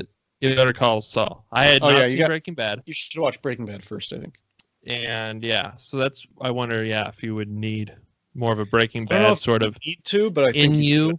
Yeah, I don't, that's what I mean. I don't know if you necessarily need to see that to understand this show, but yeah, I didn't have that like connection to, it felt kind of slow to me, and I was just like, I don't really care about anyone here. Yeah, I think but maybe more if I had seen the show, I would. Breaking Bad, yeah. Because and you kind of do need to watch Breaking Bad, I guess, because I remember in the first couple episodes, there's a couple characters that show up, and if you'd not seen it before, you'd just kind of be like, who is that? Whereas me, who's seen Breaking Bad, I was like, oh my God, it's, whoever it is, it's, that happens a lot in the first season where they kind of show you, and throughout it, they kind of show you some of like the bad guys who are in Breaking Bad, and like, sort of how he meets them, because he ends up working for him later on, he their lawyer later on. So, it's cool. I love the show, and I'm excited for the new season to come out. So just let me shout out Vince Gilligan, Peter Gould, who made Breaking Bad. They also make Better Call Saul. It really has a Breaking Bad feel, the style of the episodes, the cinematography. Bob Odenkirk kills it as Saul Goodman / Jimmy McGill. Absolutely kills it. Cool. A character that everybody loved from Breaking Bad named Mike Ehrmantraut, played by Jonathan Banks, makes a return in Better Call Saul. Is he like Mike from our class? Sort of, not as much lumbar lordosis. Oh, but, I don't know if I like that. Yeah, I'm pretty sure that's Mike from our class's last name, Ermintrout. I'm pretty sure. I'm pretty sure. Anyway, Armin a Trout, right? Ermintrout. Yeah. Armin a Trout. Yeah. Yeah. So anyway, he plays Mike Ermintrout is like this. He's a former beat cop who he has like a super high level like skill set to be like a bodyguard / hitman / whatever you need him to be, but he's also got like good morals. You know what I mean? So he's a very likable character, and he's in the show a lot. So it's kind of cool for Breaking Bad fans. So anyway, I digress, but that's my number 4 pick, Better Call Saul. Cool. Yeah. I've not seen the show. I mean, 2 episodes, but yeah, so it didn't make my list. But my number 4 is another show we've actually seen together called The Punisher. Oh, nice. From Netflix. Nice. So this show actually kind of has its roots in another Netflix show called Daredevil, where the Punisher, Frank Castle, played by John Bernthal, actually is introduced in season 2 of Daredevil as one of the villains who you eventually learn more about and actually kind of becomes like a good guy. But the Punisher show, which is only 2 seasons on Netflix, it ran from 2017, 2019, and one of the reasons it ended and all the other Marvel and Netflix shows ended is because Disney was getting their own streaming service and Netflix was paying for these rights to these characters, from Disney, while Disney was also going to become one of their main competition. So that's why they kind of dropped these shows, and they were all canceled even after great seasons by a lot of these shows. But The Punisher, created by Steve Lightfoot, based on the comic book character of the Punisher. Like I said, John Bernthal as Frank Castle, the Punisher, and also Ben Barnes plays Billy Russo, one of the main villains in both seasons. There's a bunch of other characters too, but those are the main 2, at least for me, that you pay attention to. There's also another CIA agent. I forget her name, but she's pretty important as well. But sounds it. but the show's called Punisher, and but we watched season 1 of this show together, and it started out, again, it was like one of those shows when I talked about earlier. Yeah. Starts out strong, leaves you with a pretty good premise for a show, and dips until the end. And the end is awesome, but the whole time in the middle, you're just trying to get through after each little hook at the end of the episode, going, where is my Punisher rampage? I just kill. I remember being pumped up after the first couple episodes and then being kind of bored until the last couple episodes. Exactly. Yeah. Which they fixed in season 2, because season 2 was a wild ride. Season 2 was a wild ride. Season 2 is what brought it up to my list. There's a lot more action throughout the entire season. There's a lot more actual things that keep the story moving each episode. There's so much more. This was the show that I wanted from the first season. They delivered in this. And one of the other reasons it ends up so high on my list is also I kind of count Daredevil season 2 as kind of like part of the show, which was actually, to me, better than season 1 of The Punisher. So this show, pretty good. You might have to watch Daredevil, season 2 first, or at least parts of it, maybe catch up on YouTube or something. But the show is really good. It's about this guy. He's a soldier whose family was killed, and he becomes a vigilante. And he ends up his main motivation for becoming a vigilante is finding the people who killed his family. In this whole conspiracy that's above that, and killing them brutally, because this guy is a military veteran. They touch on some subjects like the PTSD. Highest ranking, like the most skilled, like military. He is like top end, like special ops guy, and so this this was really cool to me. The season 2 was one of the more fun things that we watched. I mean, just because it was fun. I mean, it was action, it was cool story, it had some heart. It got me swearing at people that I didn't like, so Yeah, I was engaged. Awesome. It had a lot of psychological stuff too in season 2, I think. Great show. Didn't make my list, but it was probably probably top 15. We are pretty diverse. I think we've only had Vikings so far in common. Yeah. In our list. Well, there might be more. There's definitely gonna be more. Mm-hmm. You ready for this next one?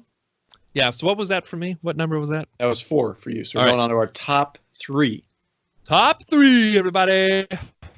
My top 3 came out in 2016, and it is called Westworld. Oh. Yes. Westworld is an American science fiction Western television series. It's created by Jonathan Nolan and Lisa Joy on HBO. And it's basically takes place in a fictional like amusement park.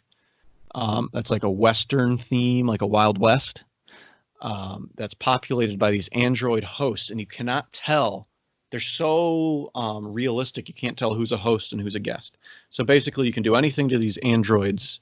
You can kill them, anything you want, and they just kind of go through the cycle and come back the next day. You know what I mean? So, so the people at the park, robots have these like set storylines. Yes, but they'll react to visitors to the park, and that will change their story some. But like, there's always a woman who goes to town, meets her boyfriend. There's always a guy that dies in a shootout in town. There's always stuff like that. Yeah, unless they get taken out of that storyline before that stuff happens. But otherwise, they're going through the same routine every day. And so you sort of follow this one character, Dolores, and she, you kind of follow her a few days, and you see how she just keeps repeating, and you kind of get the gist of how the park works. And it's really well made. It's really mind-bending. And when you get the big reveal at the end, I can't really say too much without giving stuff away, but like, you find out. Spoiler alert. You've been warned. You've been warned. Just hit skip 15 seconds, on podcast, or just hit the arrow. It goes on YouTube, and you just go chick. Just hit it. Go. Just a couple seconds. Yeah. Hit it again because we haven't started talking about it yet. We haven't done it yet. So if you're still skipping and you're still hearing this, you need to go a little bit further. Yeah, keep going. Keep hitting the skip 15 seconds forward, maybe twice for 30. Okay, so anyway, when you find out that like you're seeing all these different stories, and that they're actually the same people, just at different timelines, it's just so mind blowing. Yeah. So that is easily in my top 3.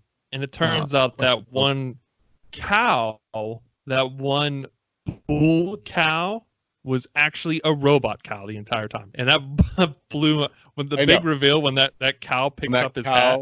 Yeah, and when the cow puts that hat on, and it was like other guy, and the robot. Oh my, that was pretty ingenious. Yeah. No, that didn't happen. But yeah, so this didn't make my list, but I really like it though because of the things you said. I haven't seen season 2. Season 2 was not as good. Not as good. Is it still going too? I think they're making another one. I think so. But it had a pretty cool cast. It was pretty mind-blowing when you realize there's, spoiler alert, really quick, spoiler alert, there's like 2 different timelines going on that seems like it's the same time. Well, you're seeing them at the same time, but like you're being presented at the same time. You don't realize that they're happening at different times. They're Witchering you is what they're really doing. But before the Witcher, except in the Witcher, it wasn't the point. The Witcher just did it. And this was the point of the show. It was supposed to throw you off. The Witcher, they're just going to do it to do it. But so that's my number 3, Westworld. Highly recommend. I recommend as well. Yeah. Didn't make my list, but I recommend. My number tres.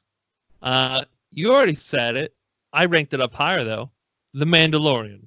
Hey, I didn't know you ranked it up that high. Okay. I did. I really liked the show. I mean, I did not like how short episodes were, especially since it was on a streaming platform. Yeah, I was like, man, you could have made this longer. I think it seems like Disney Plus with their shows, what they're going to do is make high quality shows that are really like longer movies. So that's why I think they're so short. Yeah. But a lot of flack, not a lot of flack, but some of the flack the show gets, at least what you've told me, is because it is more episodic. But I like that because you could go on a different adventure every episode. While at the same time, they're still touching on the child. Why he it needs, is building. Why he needs to get back to here. Why he needs, and I mean, like you said, I think all Star Wars fans like this. I think a lot of guys were able to get their girlfriends into Star Wars because of Baby Yoda. I know Tay really liked Baby Yoda, and even when we were shown when I went back home and was watching with my brothers, my mom was like, "This is just in here to get people who don't like Star Wars into it," and I was like, "Is it working?" Yeah. And I mean, like, and even Tay, who was like, I'm indifferent. By the end, she was hooked. I mean, the last 2 episodes, she was like, "Well, we have to see the next one." And right. You know, That's awesome. and I mean, it's great. It's fun. It's got heart. It's got cool action. Mando's a badass. Cool things you got to problem solve. You know. Yeah. Yeah, that's cool. I love just him sniping Jawas. That was probably one of my favorite things. just disintegrating. He doesn't say, "Hey, put those down." He's just immediately disintegrating it. And Baby Yoda loves it. And I'm always like, why don't people just kill those things? They're just stealing everyone's stuff. And he I didn't even have to yell it at him. He just started shooting. He just did it. Yeah. One of the things I didn't like the show early on was it always felt like someone was helping him out of situations. And I think I had talked to a few people about that. I was like, yeah, but like Mando's presented as like this badass Mandalorian, and he's not solving these things on his own. Someone's over his ass. Then I think it's one with Bill Burr and the other like pirate crew that they're trying to get that one prisoner. I mean, he just kicks all their butts, takes the ship. Batman on him. He just goes full Batman on everyone. And I was like, all right, I'll shut up and you guys know what you're doing, you know? Yeah.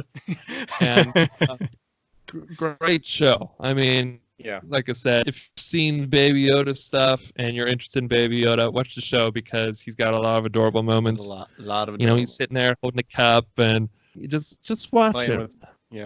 Playing with things you shouldn't be playing with.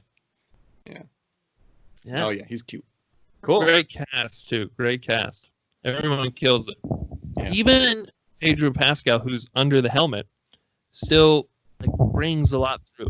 Not to sound all or anything, but I really thought he did a well job acting too. Yeah. No, he killed it. I love the Mandalorian lore too. Yes. It's like a warrior race. It's very Viking. It's like space Viking samurai people. Yeah. Yeah, it's cool. It's cool for sure. I like how he grows with his armor. It shows him getting his armor more and more throughout the show. It's cool. It's like a video. Yeah. It's awesome. Good pick. Good pick. First Star Wars live action show too, and they killed it. So good on them. Yes. Good on our evil Disney empire for pumping out some good stuff. Yeah, we got more coming. More. All right, what's your number 2? Top 2. You already said this one. Can you guess? Come on, you know what it is. Sherlock. Yes, Sherlock is my number 2. Wow, that's up high. Yeah, it's absolutely. I love it. It's one of my favorite shows of all time. I love, like you said, I love how they show his thought process, Sherlock's thought process. I love Benedict Cumberbatch, the way he portrays him, and I love the guy who plays Moriarty. I think it's a great bad guy. I like how he's kind of goofy, you know. Mm-hmm. It just, I don't know. It's just presented in such a way. It's just mind blower after mind blower, you know. Yeah, it's really different kind of show.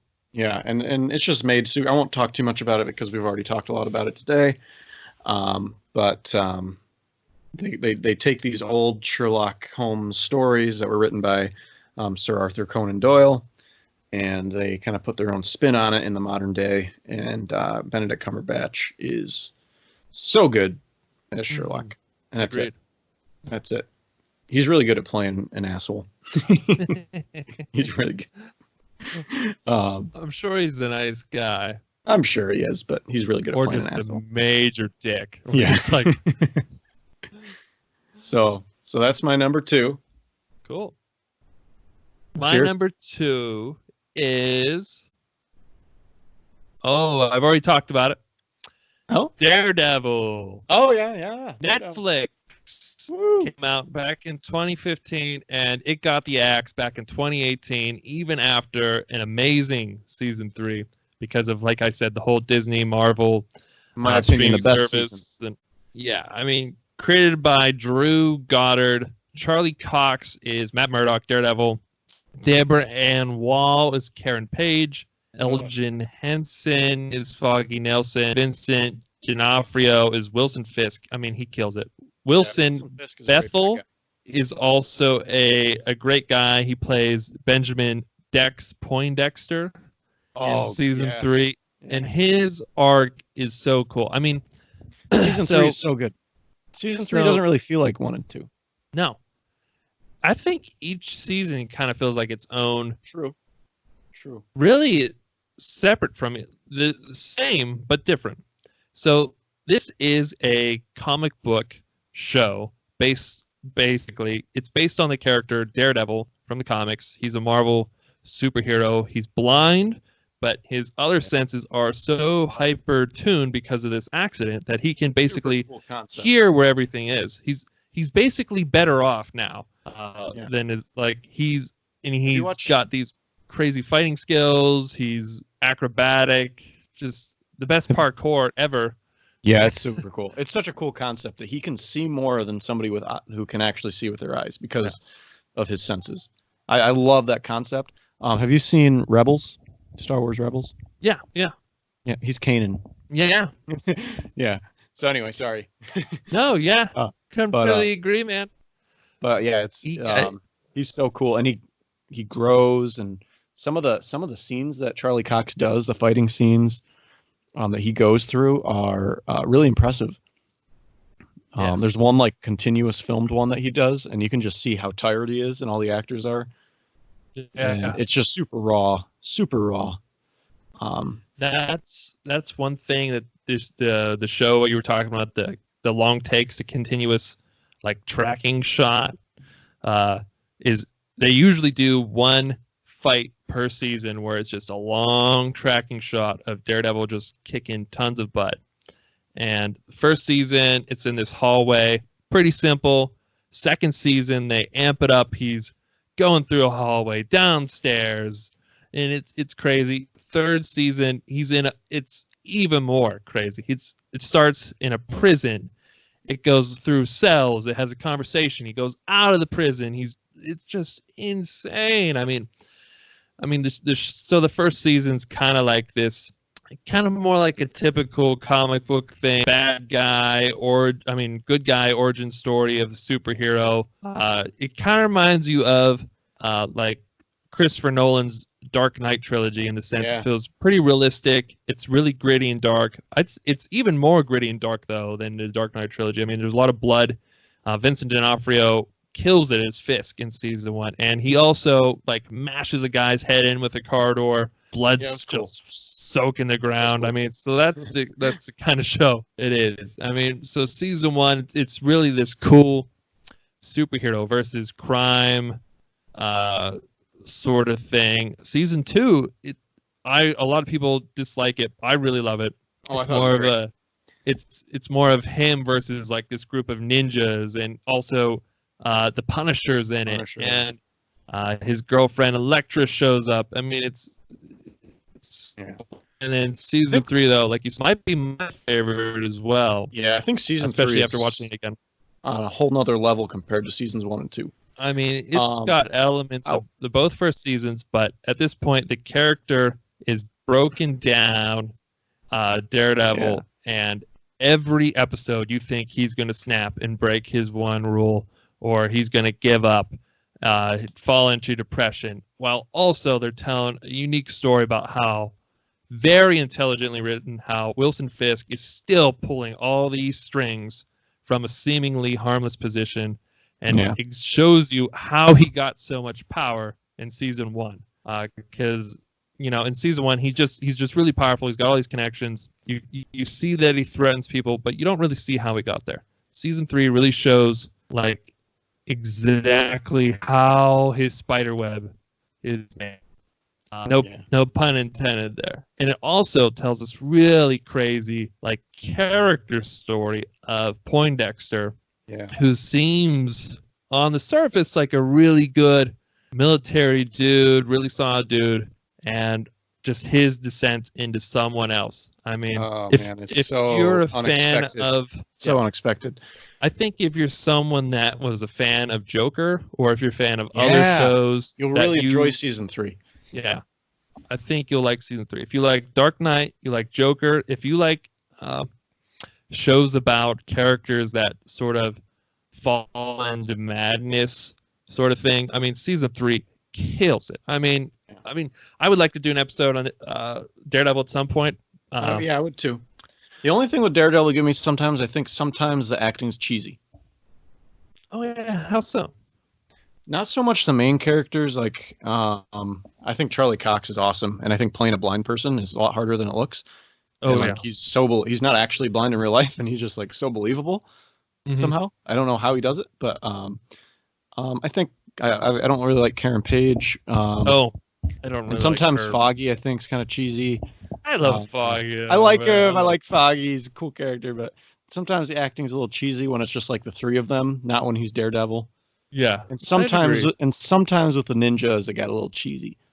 Sometimes. I loved it though. Oh, it was great. Don't get me wrong. I love cheese. I love cheese. Me too. On my pasta. Oh yeah. You know what I mean? Yeah. And but I think I hear what you're saying though. Yeah. No, but Daredevil's probably like 11 or 12 on my list. So it just missed being on the list. It was like really hard to keep it off the list. Oh. I mean, it's good though. I mean, it sounds like you have a pretty good list though too. So. Yeah, and I also tried to make my list a little bit diverse. I wanted to make sure I covered some things like some different genres too. You know what I mean? Like you said, on any given day, you could take one off, put another one on. Yeah, so I'm glad you brought Daredevil up because I think it deserves to be on a top 10 list for sure. Yeah, it like you're saying, it could probably make your 10. Probably 10 could switch out and be 11 or 12 or Sherlock for me. Depending on how I feel when I made the list, was definitely a 10. And actually, when I was presenting on today, I was like, I kind of want to put this thing up there, but I kept it on, just so I didn't have to go through anymore. But yeah. So cool, great show. Recommend it. I mean, it's on Netflix. Check it out. I mean, if you need something to binge, great show. You might have to watch Defenders in the middle, to so it's kind of understand. Season 3 really of how he gets there, but yeah, you could also maybe just YouTube a summary or something. Maybe I mean, great show though. Daredevil, man. Defenders was okay. It was okay. They were trying to pull off an Avengers level crossover with the Marvel, but it didn't was deliver. Okay. It wasn't horrible. No, it wasn't terrible, but it wasn't definitely super memorable. wasn't. No. Okay. Like the movie Avengers was as good as the sum of its parts. It was as good as Captain America, plus as good as an Iron Man, plus as good as a Thor.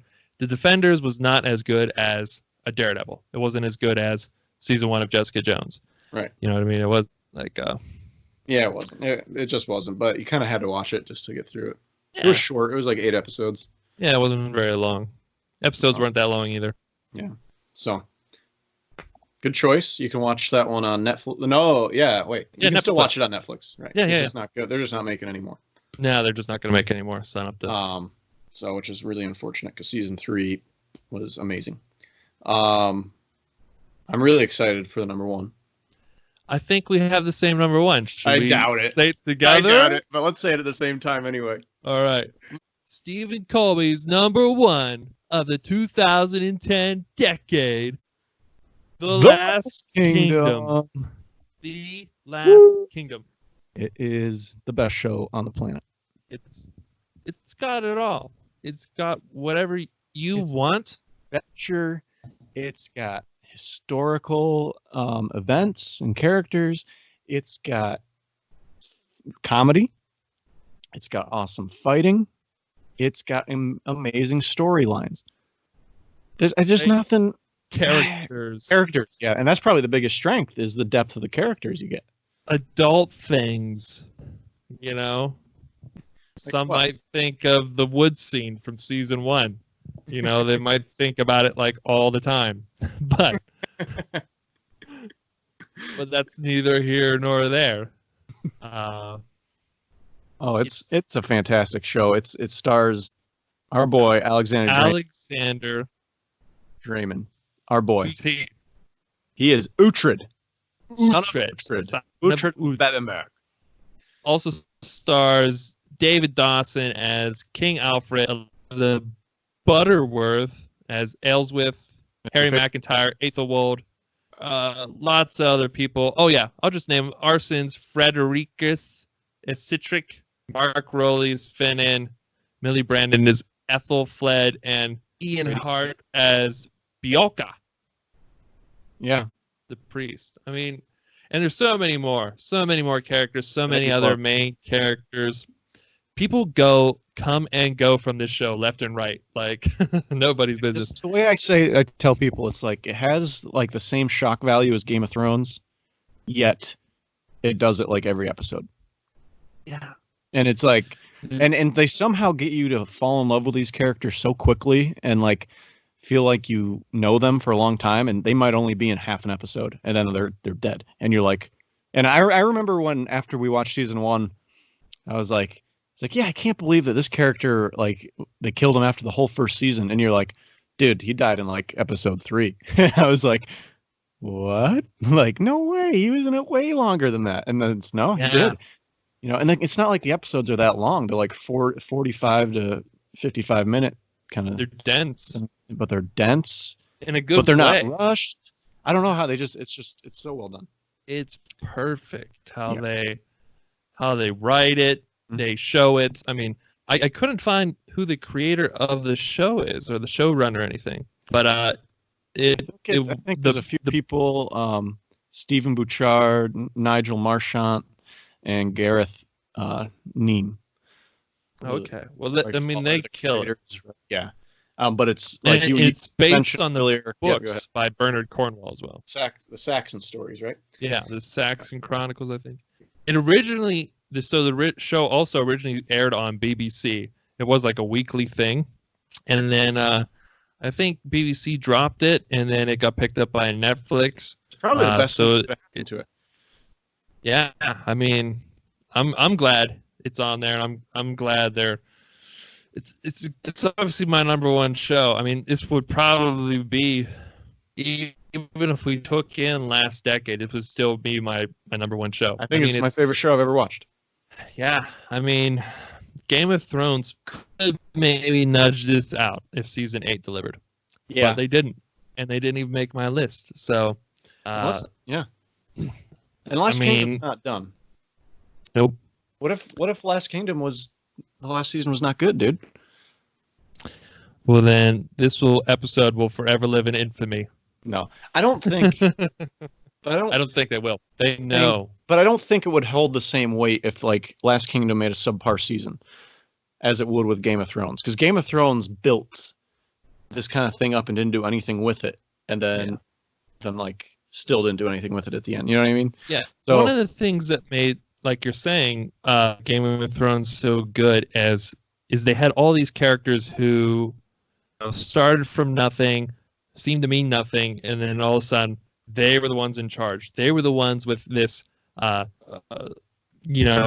important lineage behind, or they were the ones that were the ones that were outcasts taking power. And then they just kind of threw it all away. And but this one, I mean, it started out with a kid who, was a kind of a reckless little English kid, became a Viking, he was the son of a lord of Uhtred.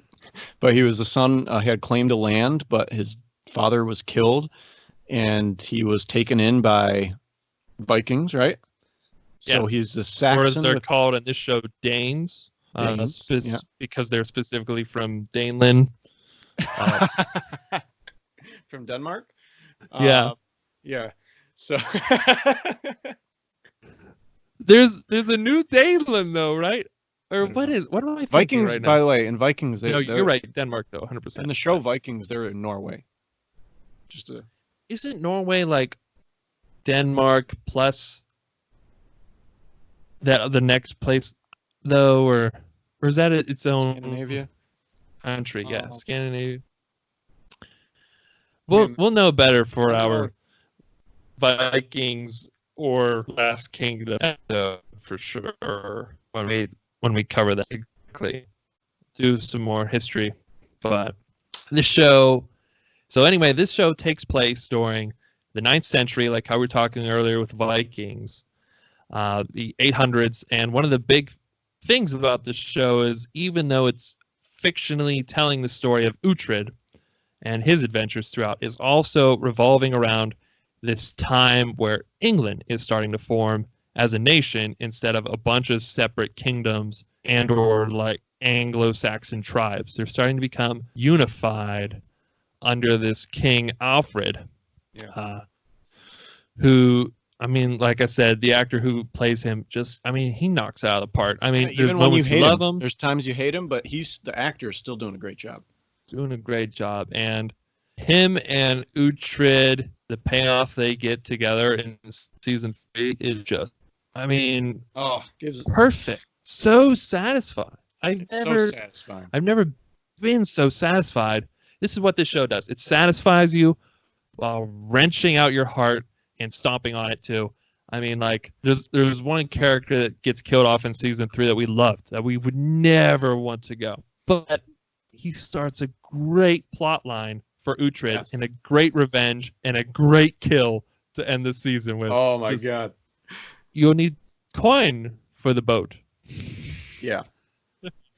Oh man, I can't wait to do the Last Kingdom episode, dude. I go nuts talking about this show. I go nuts because I've never seen a show. Obviously, it's like my favorite show of all time. So, I don't know. It just rips you in so many different directions. But it's got everything you'd ever want in a TV show, because it's got your humor. It's got your action. It's got your great plot. It's got your character development. It's everything wrapped into one. Yeah. And if there was one show I would recommend anybody to watch, it would be this one. And even if you don't really like this like historical fiction genre, I think you could still fall in love with this show. That's what I think a lot of people liked about Game of Thrones, is it wasn't always a like Lord of the Rings show. It wasn't always we have to get to Mithril and get the thing, and it was about humans who are shitty people doing things and other people with motivations who seem good, but because they have their own agendas, they can sometimes do bad things as well. I mean, that's how life works. And but I feel like Uhtred is always the pure sort of knife that cuts through all the BS to like what's really good. I mean, he does do some headstrong stuff, and especially season 1 when I think he's supposed to be like a boy in season 1. I think he's supposed to be like an 18, 17-year-old like pup at that point. Just sort of learning his ways. But I mean, he's always a guy you can get behind. There was times, like we said, Ragnar, we were like, you're trying to sacrifice your own buddy there? What the heck? Yeah.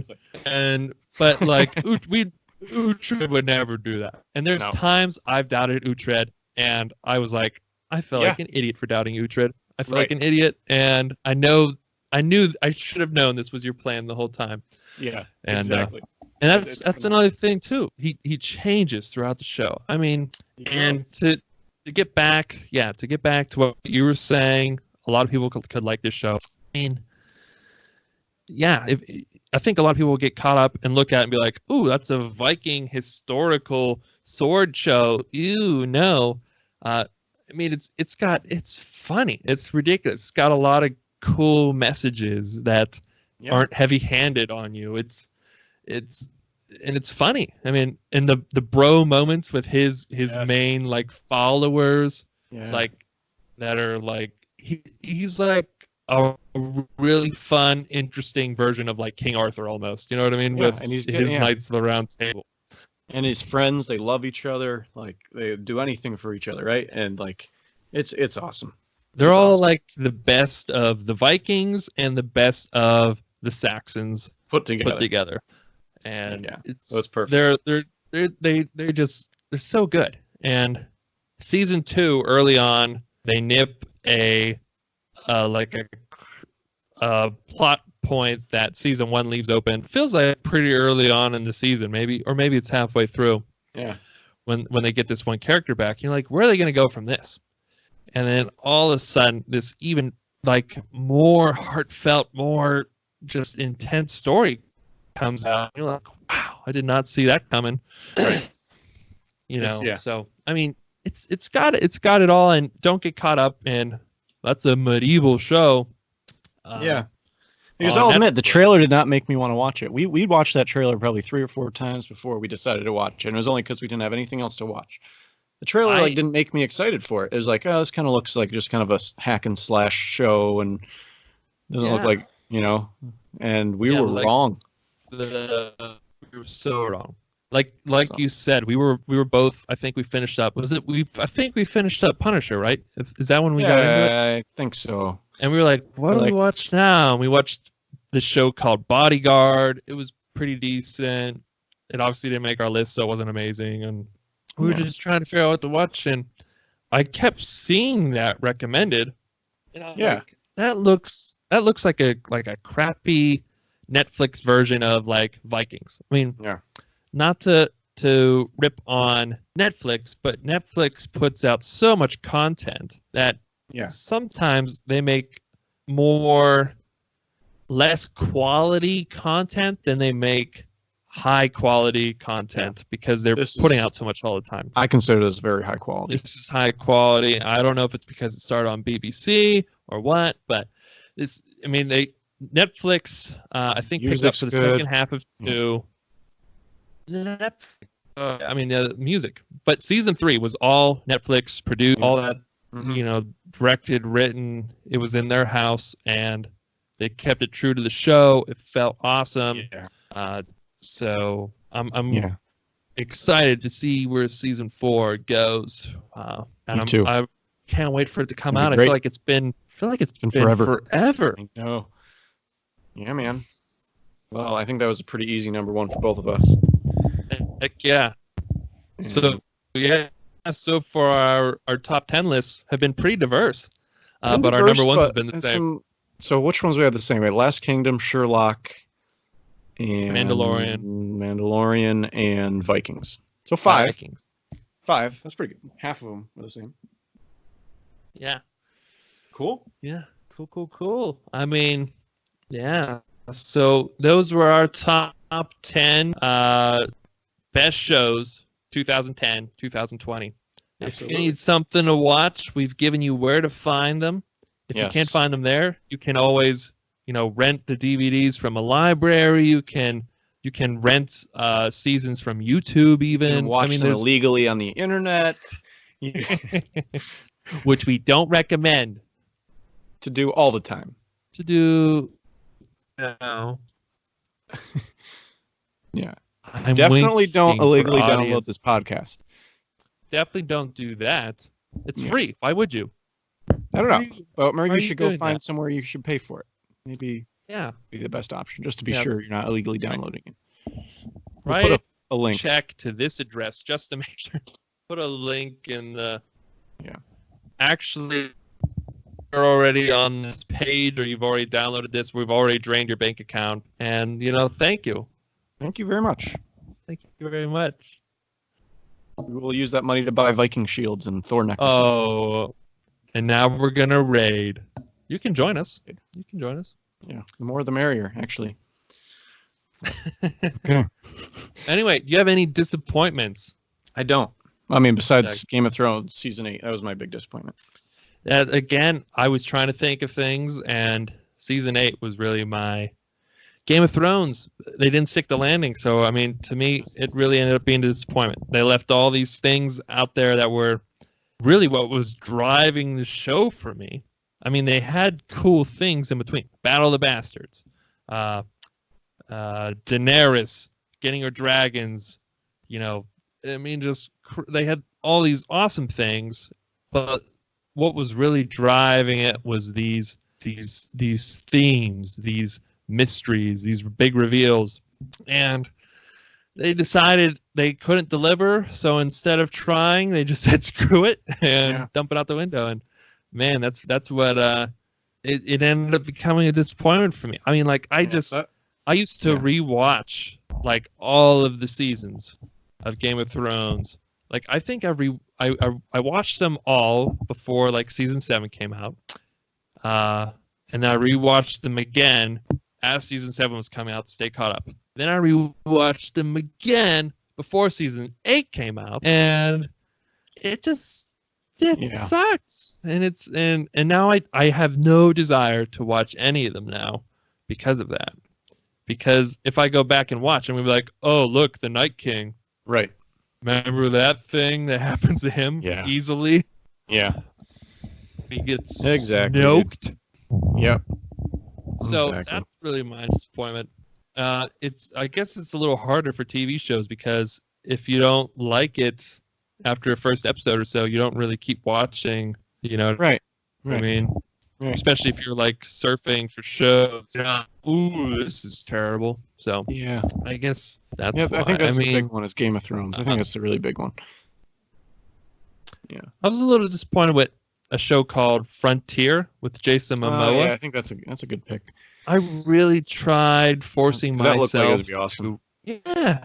The intro music for that just got me pumped. And it wasn't about like what it looked like it was about. It wasn't the stuff it was about wasn't interesting to me. Again, I was forcing my way through season 1, trying to see if it would be cool. And it wasn't. Right. Maybe the next few seasons are. I know a lot of people watch the show, but yeah, that was kind of a disappointment. Yeah, I mean, that was it for me. About it. Yeah. Other than that, I don't really have any that I can think of. It's for disappointment. I tried to think of them, I just couldn't. Which is good, I guess. No, yeah, it's I don't good. think it's like movies that you look forward to where it's like, oh, and it didn't turn out the way you wanted it to. You know, it's kind of like, oh, I'll try this show. Most of them. Maybe in the future, where like more of these shows are going to come out, where we'll be expecting. Like, for example, maybe like something like Falcon Winter Soldier, which we're going to have like high expectations for when it comes out on Disney Plus. If that was bad, then maybe that would be more of a disappointment. But I don't think there's been any that have, that I've like looked forward to watching. Like if Mandalorian was bad, which it wasn't, that would have been a disappointment because we had high expectations for that. Otherwise, most of these shows I didn't have expectations for, just watched, you know? Yeah. And except most Game of of them Thrones, we had expectations for, you know? Yeah. And most of them are their own original, like, property, too, so there's no expectation, really, for it going in, other than Mandalorian. Like you said, if that would have been disappointment, that probably would have made the list, so. Absolutely. Yeah. Anything else, then?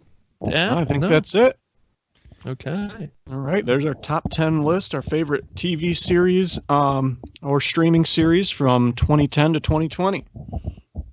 2019, really. Yeah, the end of 2019. End of 2019 of the past decade. So, go check these out if you haven't already. And anything else, Steve? Alexander Draymond. Alexander Draymond. Calling all Alexander Draymonds. Calling all Alexander Draymonds. We want to talk to you. We want to hear your top 10 list or anything you want to say. You just tell us to shut up. Stop talking. Stop asking you. Okay, guys, shut your mouth. Stop talking about me on your show. You could say that on the show and say it. Well, please don't say that. Don't say that. That would break our heart. That would break our heart. Yeah. But yeah, excited for that next season. That was our number one. Yes. If you like this or if you like our other shows or anything like that or our other episodes, you can find us on podcast at the Screen Chronicles. We are now up on, I think, every podcast host. You should be able to find us. We're on iTunes. Our main upload is on Podbean, so you can check us out there. If you find us on social media, follow us on social media on Facebook and Instagram. We're going to be posting a lot of content, including other recommendations that we might not necessarily do episodes about of shows and movies. And we actually might start venturing into the video game category. Not that we're avid gamers, but there might be a couple coming up that might be Star Wars related that we might happen to cover soon. Mm-hmm. So stay tuned. But yeah, and if you're listening to us on podcast, you can find us also on YouTube. Yes. You can see our pretty faces. We're both actually dressed pretty nice today, too. Yeah. Wow, did you dress nice for me? Well, I mean... Are you wearing why on a Sunday are you wearing... I mean, did you go to church or something? No, I just met my family before this. We went out to dinner. They came up to Pittsburgh, so... Went out for some din-din before this. Why are you dressed nice for me? It's just, dude, I'm wearing sweatpants right now, but I put a flannel shirt on. Because I know there's times when we're filming this, I'll put a nice shirt on, and I keep the. And you won't be wearing any pants. I'll immediately take that shirt off when I'm done and put on a comfy shirt. Yeah. So yeah. But check us out on YouTube. If you're listening to us, check us out on YouTube. You can see us.